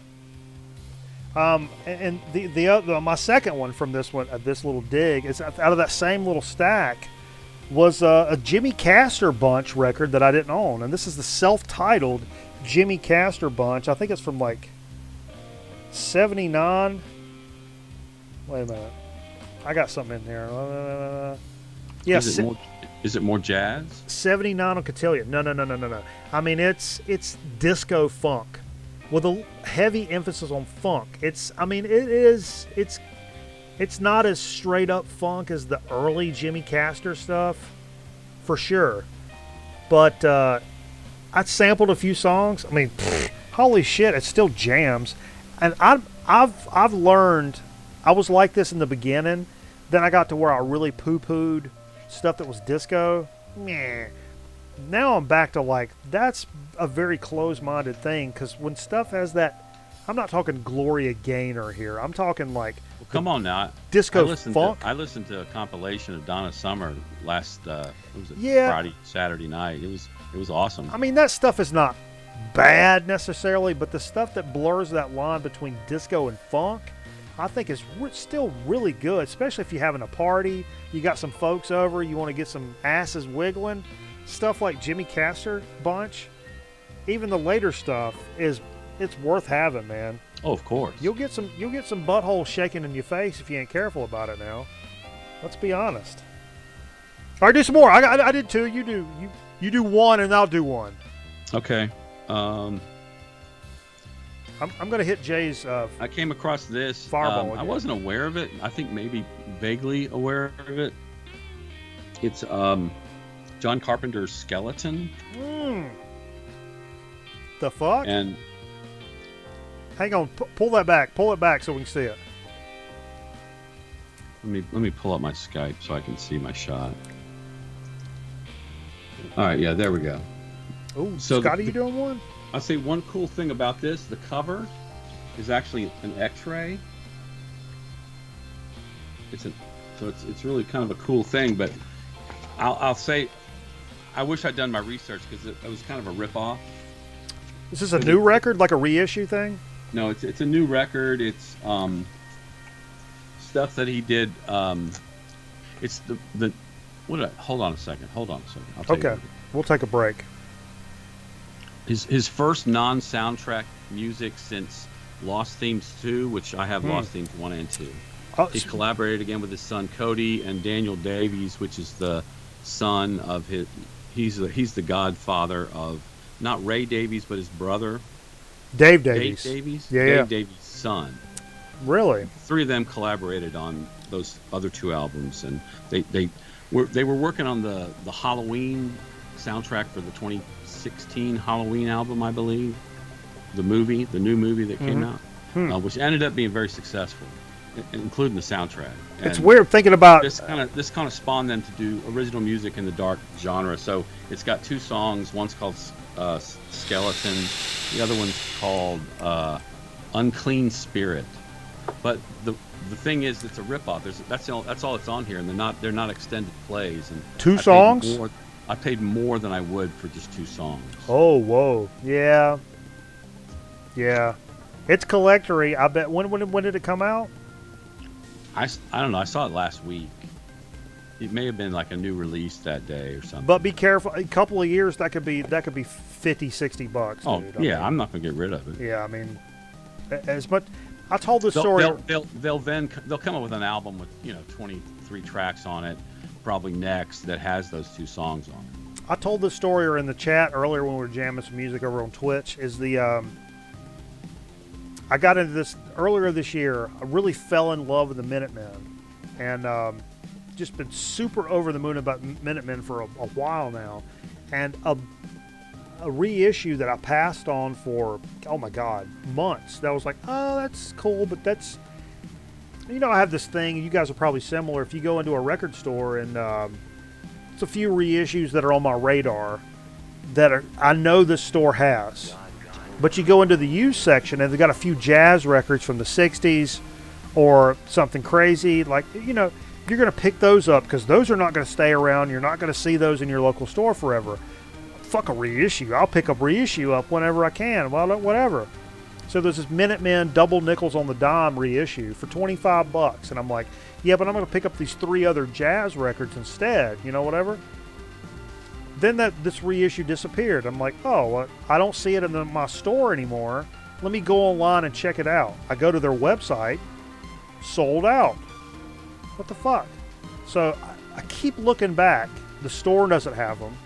The website doesn't have them. So I go to Discogs. The reissues are now like $75. Not even an OG. Like those old, the reissues from just a couple of years ago. So careful with stuff like that because you think it's bullshit and you're like, I'll pick it up whenever. Who gives a shit? You'll end up like a couple of years later being like, oh man, I should have got that. Beck's Sea Change. That's a great example. Oh man. Or what's the one after the God, other? I love Sea Change. Sea Change, or what's the one that was they won the Grammy? It's also like a pretty song, pretty album. Anyway, that's some shit that took off. It's like worth $1 million now, but it's one of those like, oh, I'll pick it up sometime. It's a new record. Who cares about new records? I'm looking for like old jazz records and funk records and psych rock records from the 60s. So fuck the new shit. And then the new shit is now worth $1 bazillion because they, especially first run stuff. Anyway. All right. I'll do one, Steve. Or did you just do one? I did one. Okay. I got one more. I'll do this one and then I got one more. This was a blind Sounds like a stab. plan. It's based on my experiences. This is what I was digging through the stacks. This is at Hippo Records in Greensboro. Shaka-taka-taka-taka-taka-taka-ta. Now see this. Does that look like anything to you? Probably not. You ever seen this before? Worst. Probably not. I'll turn the back over. That didn't ring a bell either. But it was $3.99. So I pulled it out. Electric Assault Records, a band called Pig Eyes, and the name of the album is the second album. Pulled it up on my phone. I cheated. I pulled it up on my phone. And Pig Eyes, apparently, it's a Swedish psych punk record that apparently they were pretty hardcore before this, and now this is a little more darker, progressive kind of shit. I don't know. I mean, I just kind of took a stab on it, and I guess originally it was on Fetish Records. It was released in 2014 in Sweden on Fetish Records. Electric Assault was the USA release, which came out in 2015, which is also on clear vinyl. But this was $3.99 and sampled a couple of tracks, and I'm like, yep. Good stuff, man. Stoked to share this share this guy with you guys. Share. I'm stoked to play this for you people, because it's probably something a lot of you guys don't know about, and I didn't either. And for $4, a little stab in the darkness. That's a banger. It's an absolute banger. This is at an actual record store. I love doing that, man. And I got one more. Hippo Records is good for that, man. Okay, do one. Is it super Okay. big? What? Is it a super big dig? For me, it is. Hell yeah. Superbag is a revolutionary flexible sieve. It is a porous filter manufactured in an inert, flexible and heat-resistant material which is suitable for cooking and adapts perfectly to different containers. Okay.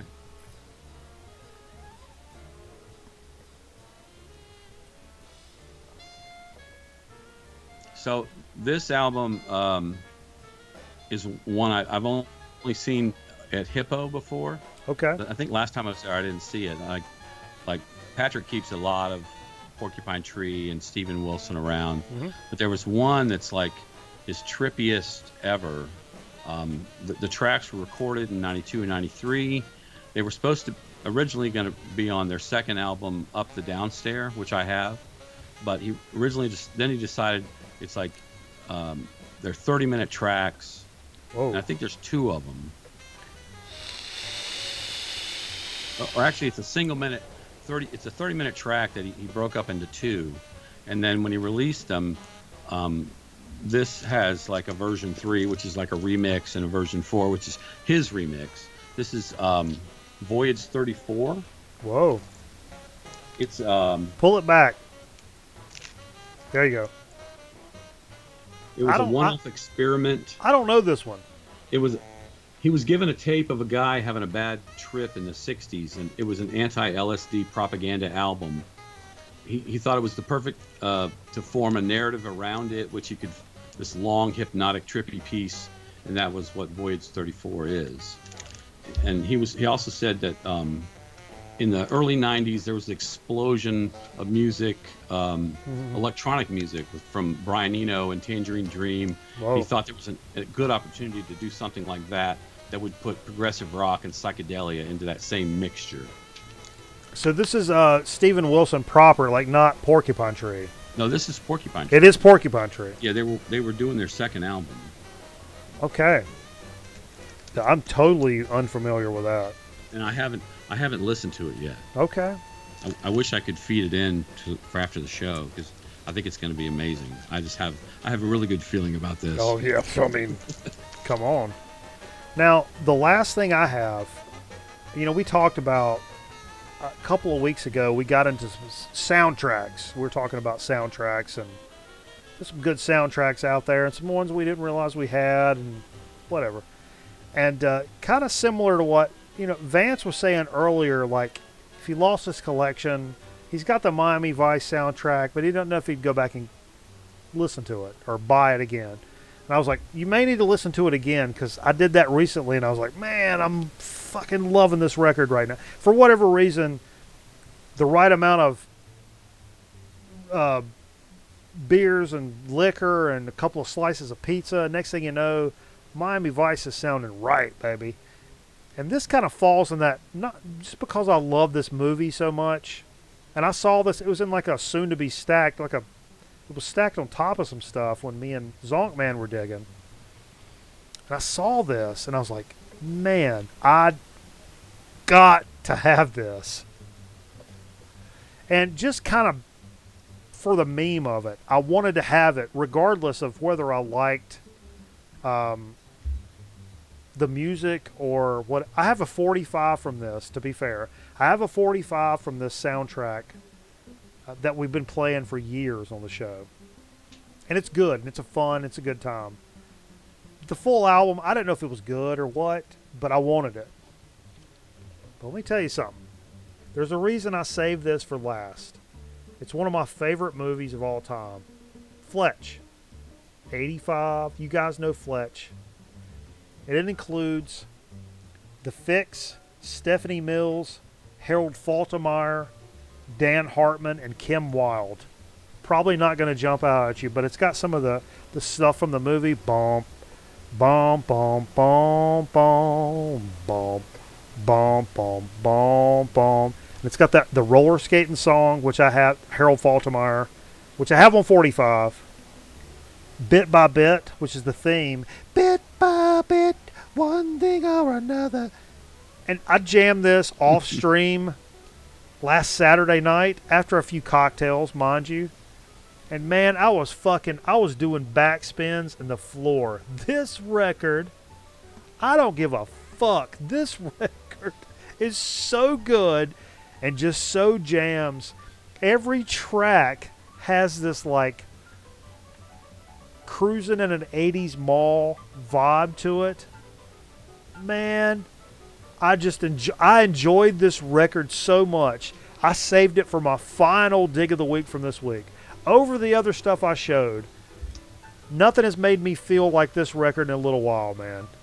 It's just, and I love the movie. First of all, maybe I'm overshadowing my vision because of how much I love the movie. The soundtrack is kick-ass. And I think it had 5 on it, but I think Harley marked it down. I bought a bunch of other shit. He marked it all down, so it was like $2-3 or something like that. It was so good, man. I had such a great time listening to that record. Soundtracks are so good, man. Mr. Bizarro's kind of turned me back on to like key back into some of those soundtracks, and I know we've done some of those, and we'll do some more later. That's all you got, Steve? Yeah, that's it. Good stuff, man. That's some good dig of the week action right there. I was gonna do them 2 and 2, but I was like, you know what? I'm just gonna do them. No. We'll come up with something for next week. Even if we don't have brand new records, we'll come up with something. I'm sure we can come up with something. I saw that, Vance. You guys did some soundtrack. You guys pulled some great stuff out for Man Cave of Doom, which if you guys are not following... What? Talk a second about that dude that I think it was Christoph hipped us to. Yep. That did like a heavy metal magazine. Yeah. Ended up doing these videos. Christoph. Chromium dioxide. Yeah. Christoph dropped this guy's channel in the Discord, and My God. I'll drop the latest video. I'll drop a link. This guy has like less than 500 subscribers, less than us. He should have 2 million. He really should. And I'm going to drop this right now. Check this guy out. Obviously, when we're not streaming. But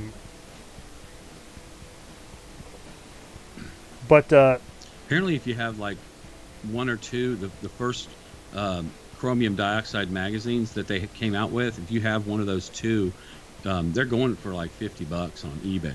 so he actually made magazines? Yeah, yeah. Oh. And they drew all the art is hand drawn throughout the magazine, and it's amazing. It's effing amazing. His production Go back quality and is look at absolute. episode 1 of flipping through the magazine. He makes VC videos look like fucking public access. I mean, he's doing like miniatures. What a and breath of fresh air. great effects. It's well done. As much as I love watching VC videos where people are like, I got this record, and I got that record, and I got this record, and you guys got that record. And, you know, I've learned a lot of cool stuff doing that, and God bless you guys for doing those kind of videos, because I wouldn't know about half the music that I know if it wasn't for people doing videos like that. But this guy's like next level shit, doing some crazy stuff, and it's definitely worth checking out, man. Yeah, the Samantha Fox episode is great. That's what I'll drop the link to the Samantha Fox video. So click that link in the chat, and I want to get in good with this guy before he becomes a fucking bazillionaire. I'm gonna become best friends with this guy. So click that link, but come right back here and watch the rest of the show. I'm gonna be that guy's best friend. I'm gonna reach out. His best friend. Have him on the show. Number one friend. All right, let's let's take a break. We do some more marbles if you guys want. Let's do one more marbles before we take a break. Marbles into the break. Marbles into the break. All right, here we go.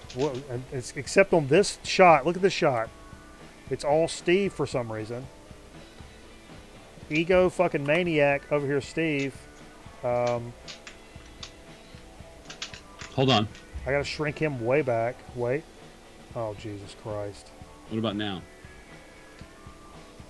Hang on. No. Don't do any. No, you don't do anything. Don't do anything. I'm gonna go pee. Is what I'm gonna do. You can pee. Not the window capture. Jesus Christ. All right. I'm just gonna take you out of here, Steve. Oh, what? I need to enter the game though. Wait. I can't get rid of you. How do I Who get? won the first one? Oh, Finn. I won it, motherfucker. What do you mean? Who won it? No, Finn won it. No, I won it. Well, you don't count. I was number. Look, it's still up there. All right. I was a good. What is that? 8 seconds ahead of her. So don't tell me nothing. Don't tell me nothing. If you guys want to vote for a track, exclamation point vote and then a number.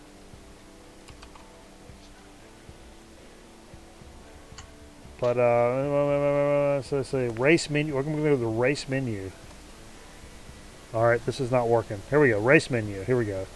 Exclamation point vote and a number. First number I see. First number I see. What's that doing? What's that doing there? Not that. That's the dude's. All right. Scotty Stricknon, vote number 3. Boom. Track number 3. That's what it is. Scotty Stricknon gets the vote. So we're going to go track number 3, which is called Twist and Turns 2. Boom. We're going to go race.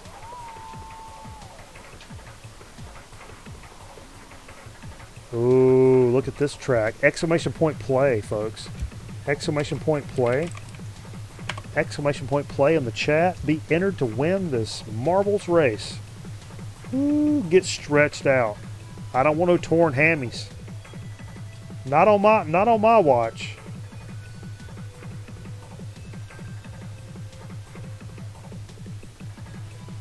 Get in here, folks. Get a good one. I've got the track record for us at 159. You can see at the top right corner. So get a good one. Get in here, folks. Exclamation point play. Exclamation point play. God, I gotta piss. Yeah, I do too, Steve. You know what? That's part of life.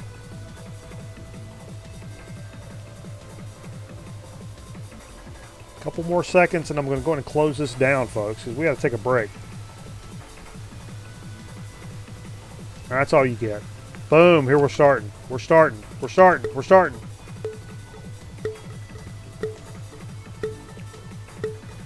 Who's your money on, Steve? Who you got money on? Michael Cron. Fuck that. Always bet on yourself, dude. Always bet on yourself. See there? Who's number one, Steve? Always bet on yourself. I'm on a delay, by the way. Always bet on yourself, dude. We do this self-evaluations at work. If it didn't involve filling shit out, I'd fill everything out as a fucking 5. You know why? Because if a man doesn't have confidence in himself, go the fuck home. When you enter 5, you have to give a long explanation. Yeah, that's why I don't do it. So I give everything as 4s. And if you don't like me, fire me.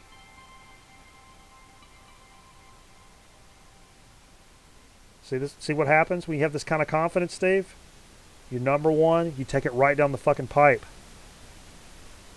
all the way down. Jesus. Look at that. Look at that run. Always vote on yourself.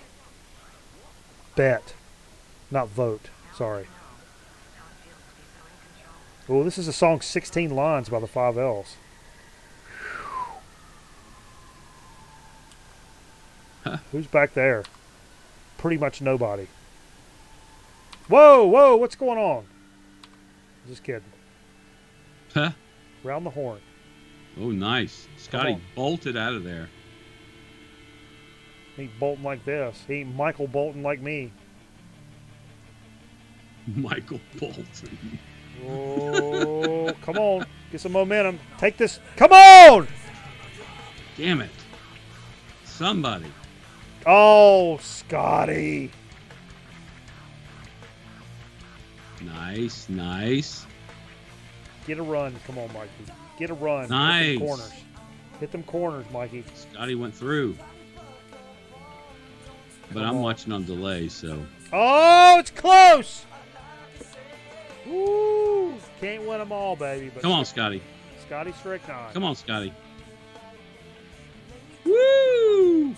It's good stuff, man.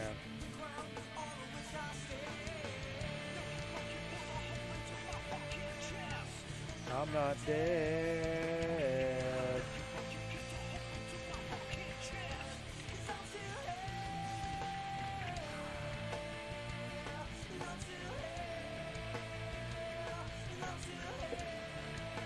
Come on, who's left to finish? Let's go. Wrap it up.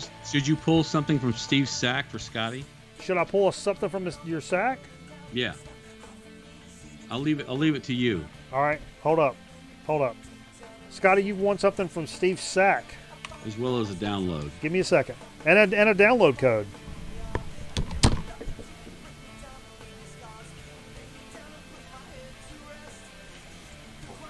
This intermission brought to you by Mitchum. Don't forget Mitchum. 48-hour protection.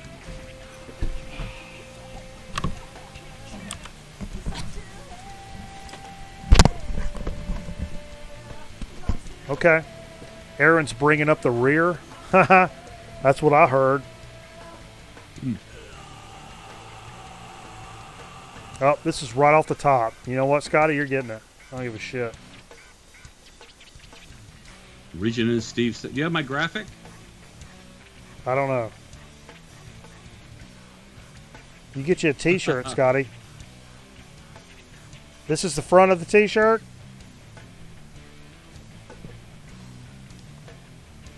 Old Hell, I don't Biscuit know. Lips. I think that's from. That's actually a donation Abigail. from Abigail. Yep. The kid gave this. Biscuit Lips. Nice. So, Scotty, you got you a t-shirt coming your way, bro. Old Biscuit Lips. And you may be one of the only Grown Man Record Night viewers that can wear this shirt, because everybody else that watches the show is too fucking fat to wear the shirt.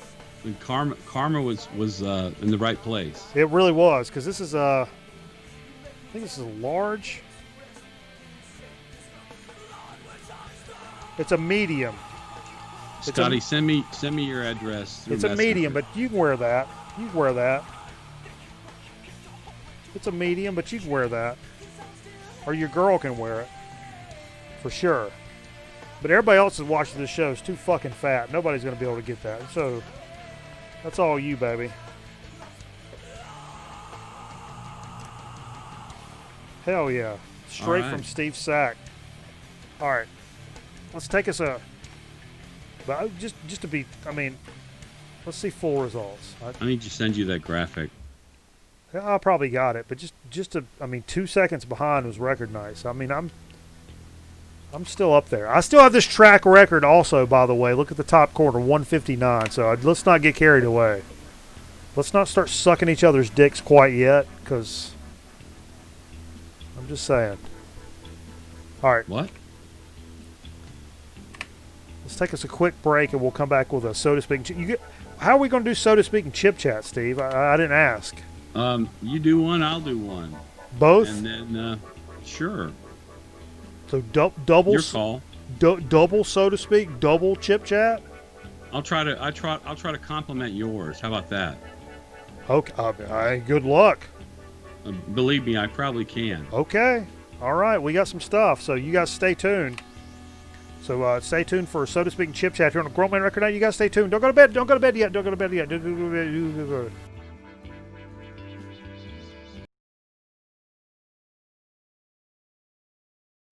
Shira and I want to talk to you about something that's very personal. Your body. Remember, it's your body and no one should touch you in a way that you feel is wrong. I'll get anybody who tries it.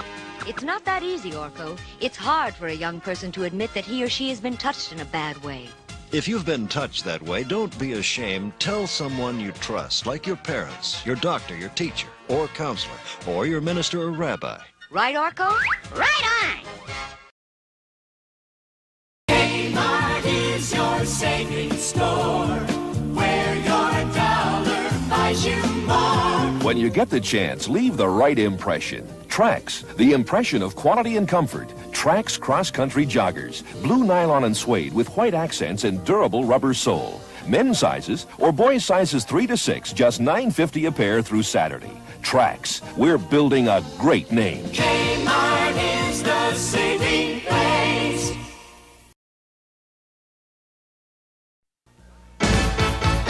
I'm a man who likes to have some fun. So every day I make sure I have me some. I root for the team that makes you stand up and sing. And I go for the beer that's known as the king. I'm a Cub fan and a Bud man. I'm a Cub fan, oh yeah, and I'm a Bud man. So come along and join me, everyone, and I'll show you two sure ways to have some fun. Hey, let's have some fun. All right. Holy cow. I'm a Cub fan, yeah, and I'm a Bud man. I'm a Cub fan.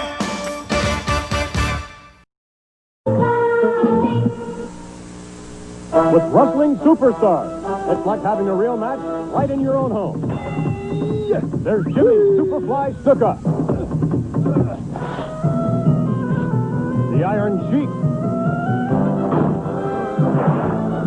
Hulk Hogan, and Big John Studd. And now you can fly 'em and flip 'em in the Swing 'em Wrestling Ring. Wrestling Superstars and new wrestling ring, each sold separately from LJN. Hey, kid.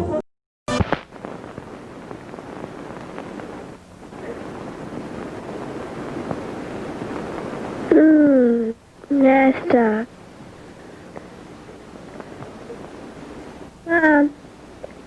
Mom. Yes, honey? You know, we were talking yesterday. Yes, we were. You know about periods? Yes, what about periods? Do you have periods? Yes. All women have periods. Tell me what happens. Blood from inside of my body comes outside from an opening between my legs. Do you have a question, Jill? Yes, I want to know if Susie has periods. Susie? Yes, Mom? Jill wants to know something. What do you want, Jill? Susie, do you have periods? Do I have periods? Jill, all women have periods about every 4 weeks for 3 or 4 days. When I'm on my period, blood from inside of my body comes outside from an opening between my legs. Well, Susie, what about my teacher? Does Miss Jones have periods? Yes, Jill, your teacher, Mrs. Jones, does have periods. All women have periods about every 4 weeks for 3 or 4 days. Hi, girls. Hi, Dad. What have you girls been talking about? About periods, Daddy. Dad, can I ask you something? Sure, honey. What is it? Does Aunt Carol have periods? Yes, Jill. All women have periods about every 4 weeks. But, Dad, men don't have periods, do they? That's right, honey. Men do not. Only women. Blood from inside a woman.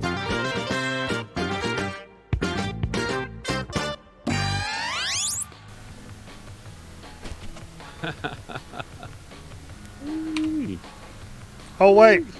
Hold on. Hold on. The camera's off. Hold on. Your camera's off?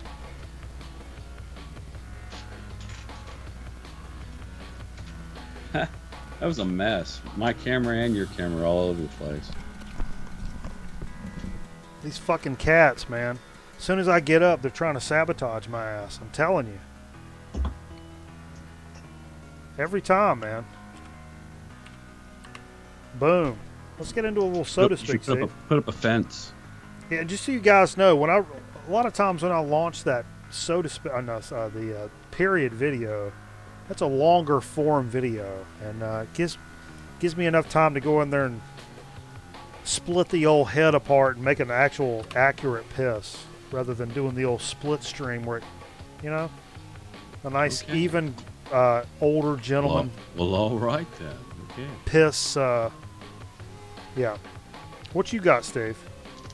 For what? Soda? Yeah, we're on sodas. You didn't show the graphic. Yeah, I did. You did? Yeah. I'll do it again. Just for you. I don't think we've done this. We may have done it in a cup. Okay. Oh. But for the longest time, the only place you could get Baja Blast, the Mountain Dew Baja Blast Zero Sugar, was at Taco Bell. Oh, the Zero Sugar. Now they have it. Now they have it in a bottle. Whoa. For all I know, it's already been pulled. But oh, pull it back. Pull it back. I picked this up a little while ago. Stage left. There you go. The screen I see on Skype is wider than the screen I see on the show. Oh, I've cropped you off. So this is Baja Blast Zero Sugar. Huh. We have done the bottled Baja Blast on the show. But yeah, but not the zero sugar. It's hard to find.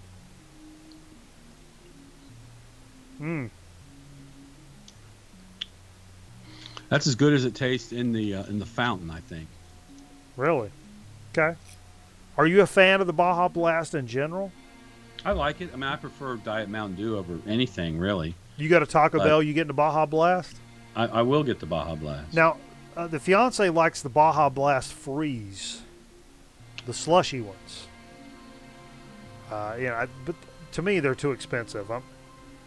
Ooh, Cactus Cooler? Oh, come on. Yeah.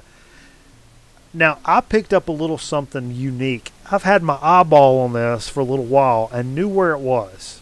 At my local Walmart, of all places. And had to buy a 6-pack. So, Stephen will save you one of these, even though you're not around, because I don't want to drink all these. Even though it's not a bad for you kind of soda. I do need to get over there and get that 6-string on Abigail's guitar. Yeah, I never found it. There's I'm gonna pick up one. There's a TV over here now, but because of Call of Duty. But no, I found this, Great new taste, more flavors. It's called Live Soda, and we're live right now. So what better to show on the show than a live soda? It's a cola. Is that a kombucha? Kombucha, yeah, but it's a cola with probiotics. I can't really get any closer than that. But that's what I'm assuming this is. Let's see if there's anything on the back to read about it. Oh, that looks like it's going to be really bad. Okay, hold on. Let me get my readers on. Really bad? You think so? Yeah. Live Soda was created as the answer to our soft drink hopes and dreams, Steve. A soda without sugar or junk that is loaded with flavor, bubbles, and a little something extra. Probiotics. Our cola brings a new take on the classic with that crisp and refreshing cola taste and a lot of feel. Oh, no, whole. Sorry, not whale. Whole. Whole lot of feel good. This is all hyphenated. Whole lot of feel good go to with it. Our version is more than just another soft drink. It's a probiotic powerhouse, it's saying. Sweetened with monk fruit extract. Ah, there you go. Bad business? Monk fruit does. I don't like the taste of monk fruit. Okay. I like a good cola. That's how I am. They have a doctor version. They got a root beer doctor, like a Dr. Pepper. They got a root beer version. But I bought a sixer of these colas because I think we start with cola and then we work our way up from there. So let's see. Smells like a cola. Let's see if it tastes like mother.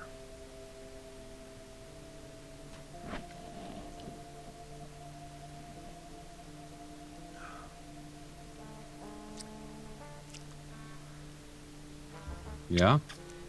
Thoughts? It's got a little something there.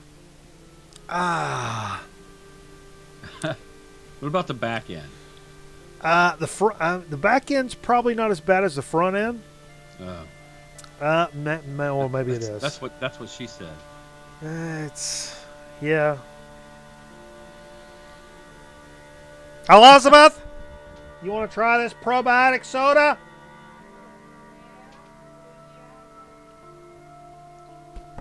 Fiance's gonna try. We won't tell her how shitty it is. Everybody stand by.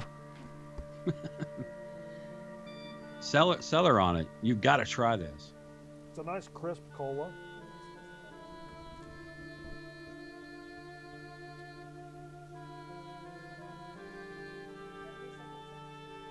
Doesn't taste like X-Lax.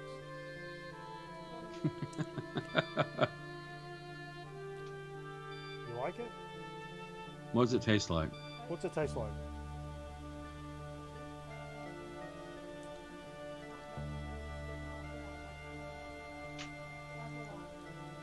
Yeah, I guess if anything, you could say positive. It's not a whole lot. So it's not bad, but it's got almost a saccharin thing going on. You guys remember when saccharin sweetened things like Tab? Mm-hmm. It's like a bitter. My mom used to sweeten tea with saccharin. Yeah, I'm gonna shit the bed tonight. Oh no, it's not good. It's not good. It's It's sweeter than the other sweeteners. No way.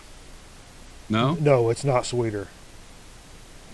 It's like cola minus the cola. It's carbonated water flavored with cola and artificial caramel coloring. The fourth and fifth gulp of this makes me even more angry about it.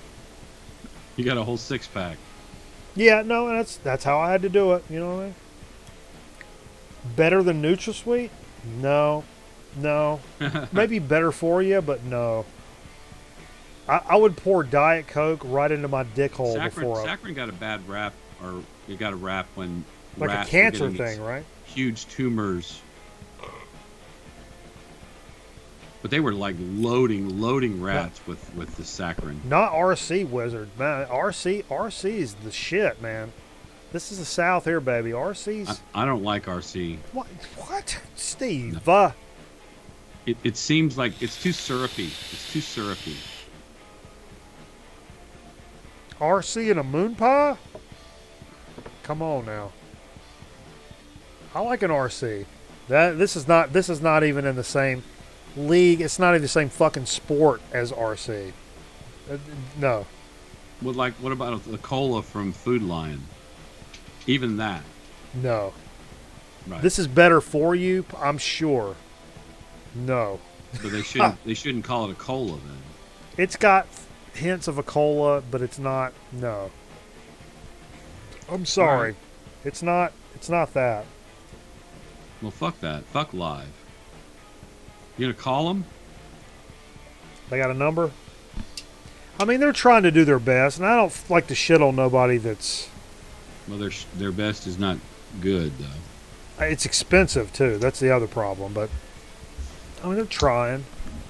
I appreciate people that are trying to give us... something that's not super bad for you, but... That's a little... Live, is it kombucha? It doesn't mention that at all. It doesn't mention kombucha at all. Their main product is Live kombucha. Yeah, it doesn't mention kombucha at all. Probiotic soda. Here it is. Yeah.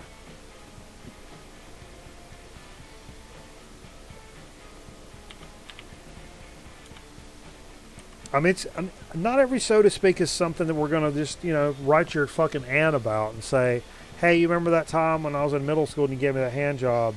I got the soda we did that's really good. Not everything is going to be an experience like that. And this is not, it's not throw up in your mouth bad. It's just, does the health benefits or lack of sugar and whatever outweigh the fact that it tastes like dumpster water? Maybe not so much. Anyway. So Steve, in terms of a chip chat situation, I think you should do your chip, and I want to do a chip to maybe complement your chip. Okay, well, actually, this is something that was sitting over here. I want to say the fiance and Abigail maybe got me these. Whoa. Because, kind of keeping with this theme,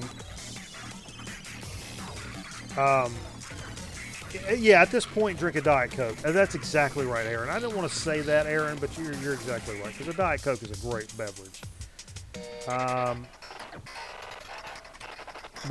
I'm keeping it svelte this evening. I don't know about you fat fucks out here trying to do all this nonsense. Got a nice live culture soda with no sugar. And keeping with this low-carb vibe. We've done this brand before. During the week, I don't eat chips during the week. I'm a pork rind guy through the week. True and true. 100%. I don't fuck with chips at all because of the carbs. I eat less than 20 carbs a day during the week. But on the weekends, I've got to where I cheat and eat some chips and stuff. You know what I mean? But this is from a company, Southern Recipe, small batch. Pork rinds. They did a kimchi. This is the brand that did the kimchi pork rinds. Steve, you remember that? Yeah. It's the same brand, but it's blackberry habanero pork rinds. And I'm telling you, I live on pork rinds. I live on pork rinds and cheese and meatballs and chicken all week long till I get to Friday. But, whew, what a flavor. Oh, Jesus Christ, look at this guy. First one right off the top. Look at this guy. You tell me that pork rind doesn't mean business right there. That's the first one I'm going to eat. Holy shit. This guy means business. Let's see if we got a little story on here. I don't want to jump the gun. What flavor is that? Blackberry habanero. Pork rind. Blackberry habanero. Our pork skins are hand-selected and cooked in small batches. We've baked our pork rinds for a new snack that has less than 1 gram of carbohydrates per serving. Bet? Small batch recipe number 24, blackberry habanero, was inspired flavors of the South and pepper jelly. The fusion of sweet blackberries, spicy habanero chilies, and savory pork rind will leave you wanting more. Take your crunch to the next level. Be big, be bold, be adventurous. Steve? I mean, look at that. You like it? I ain't tried it yet. Here we go. I wanted to do this big guy first.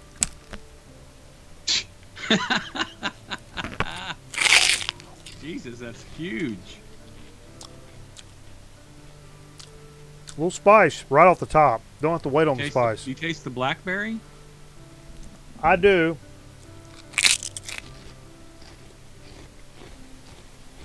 And a lot of spice.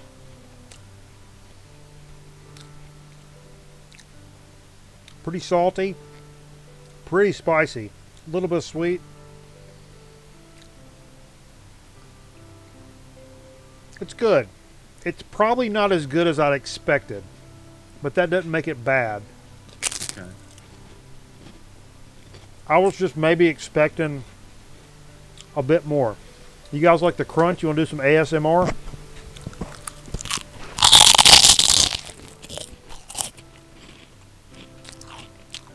You can copy that sound file. Yeah, somebody give me a wave of that. Upload to freesound.org. All right, so for my chip, first of all, I'd like to show something I've added to the studio. My daughter had I guess it was a hat rack, like that hangs from a chain. And so I was going to put my hats on it, but then I had a better idea. So take my camera, you don't mind taking my camera full? Give me a second. Jesus Christ. So yeah, How'd we start talking about hat racks and shit? Take my camera full. That's full as you're getting. That's full as you're getting. So what we have here is it's the hat rack, but I've loaded it with with all the chips I have. What the hell's going on there? And it's kind of a carousel. It's a carousel. I got this idea. You know, I used to work in merchandising and sales for Frito-Lay, and you hang the little single serve, not even the big grab, the smaller ones than that are really a rip-off. You hang those on a little display near the register. But so I said I was going to compliment your chip, but I'm not. I'm going to pull one because I don't think you're a fan of garlic. I'm a bit, you know. I'm not a huge fan. I cook with it, but I don't particularly care for heavy garlic things. But I'm going to go ahead and pull this chip because my wife really wants to try it. And since I'm here at home, this makes the perfect opportunity for that. Sure, so absolutely. hold on. Where'd Steve go, everybody? So, we've done some Snyder's of Berlin before. It's this whole company, our family from Hanover, Pennsylvania, from the 20s. Well, I have a special batch, number 47. It says garlic parmesan. Oh, potato chips. Where'd you get these? I got them on my trip to Indiana, so it was probably somewhere in Kentucky or maybe West Virginia, but probably Kentucky. I got a lot of chips in Kentucky. Bag full of cousin fuckers, huh? I don't know nothing. Nice big chip. Looks like a sour shit. Okay. Well, looks like a sour cream and onion. Coming in 3, 2, 1.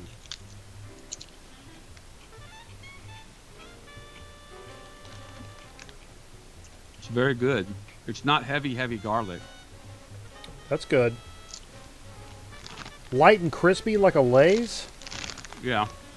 But not greasy like a Lay's. Not greasy. Oh, shots fired. Easy, Steve. Hey, come on. It's the truth be told. Yeah. Lay's can be a bit greasy.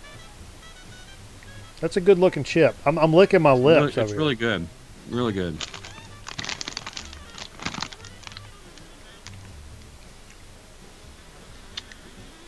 Digging into our favorite recipes to create this special batch flavor, it just happens to be 47. A little reminder that we've been cooking up special batches since 1947. I've been cooking up special batches since about 92. Crafting our potato chips in the Allegheny Mountains for over 70 years. That was a masturbation joke. You should. That's it, man. You should give him a call. Highly recommend the garlic parmesan, and I'm not a huge garlic fan. So if you're looking for like oleo heavy garlic flavor just banging you in the head, this is not the chip for you. But are you really picking up that parmesan? Yeah. Way over the garlic. But the parmesan is what has the garlic flavor. Gotcha. So it's not bad. You know, I do as much as I was adverse to garlic for a while. I loved it growing up, and then I got to where I was just, oh my god, I hate garlic. And now I've kind of gotten back into garlic a little bit. I do order garlic parmesan wings from time to time. Our local joint, which I get them, they're not breaded because, you know, low carb. But they have like a garlic sauce and then like just chunks of parmesan on top of it, and I really dig it. So I don't know. Maybe I would probably really like those. Aaron says go wake your wife up and give her some chips. Actually, while she's snoozing, just shove some in there. And just shove them right in. I was going to there. have her come down and pick a bag, but she usually goes to bed or like at 10 o'clock. So it's not 10 o'clock right now at all.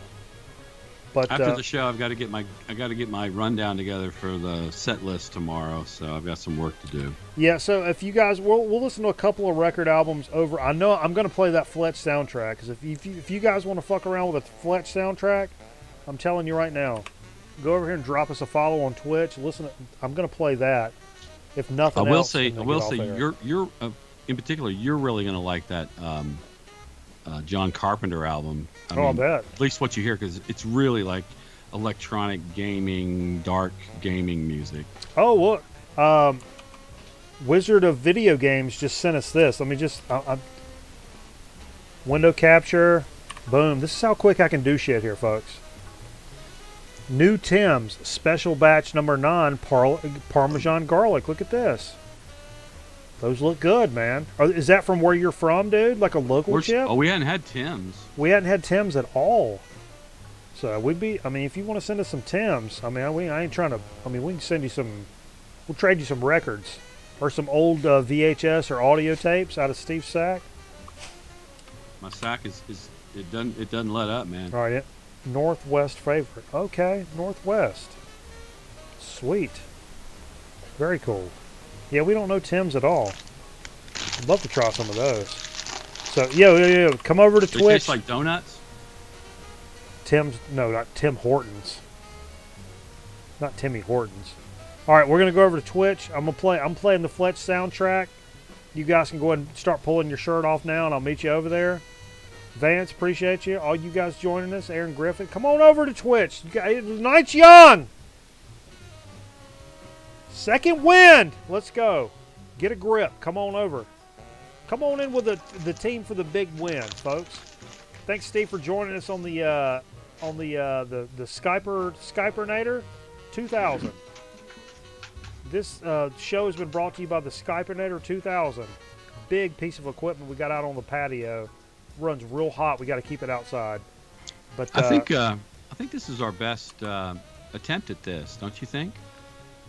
No, in terms of me doing remote in. We had some good ones. But I'm talking signal wise and no weird problems. I think so. I can't use the cut camera, but that's okay. We've been able to use that in the past. For some reason tonight it said nope, no camera too. That's okay. As much as I love a tighter shot of me, we'll work on that for next time. Anyway, come on over here. Appreciate everybody. Have a good weekend, guys. Get out and burn you up some burgers in the yard. Play you some hot-ass records. Crack you open a cold beer. And come on! Have a good time. We'll see you next week.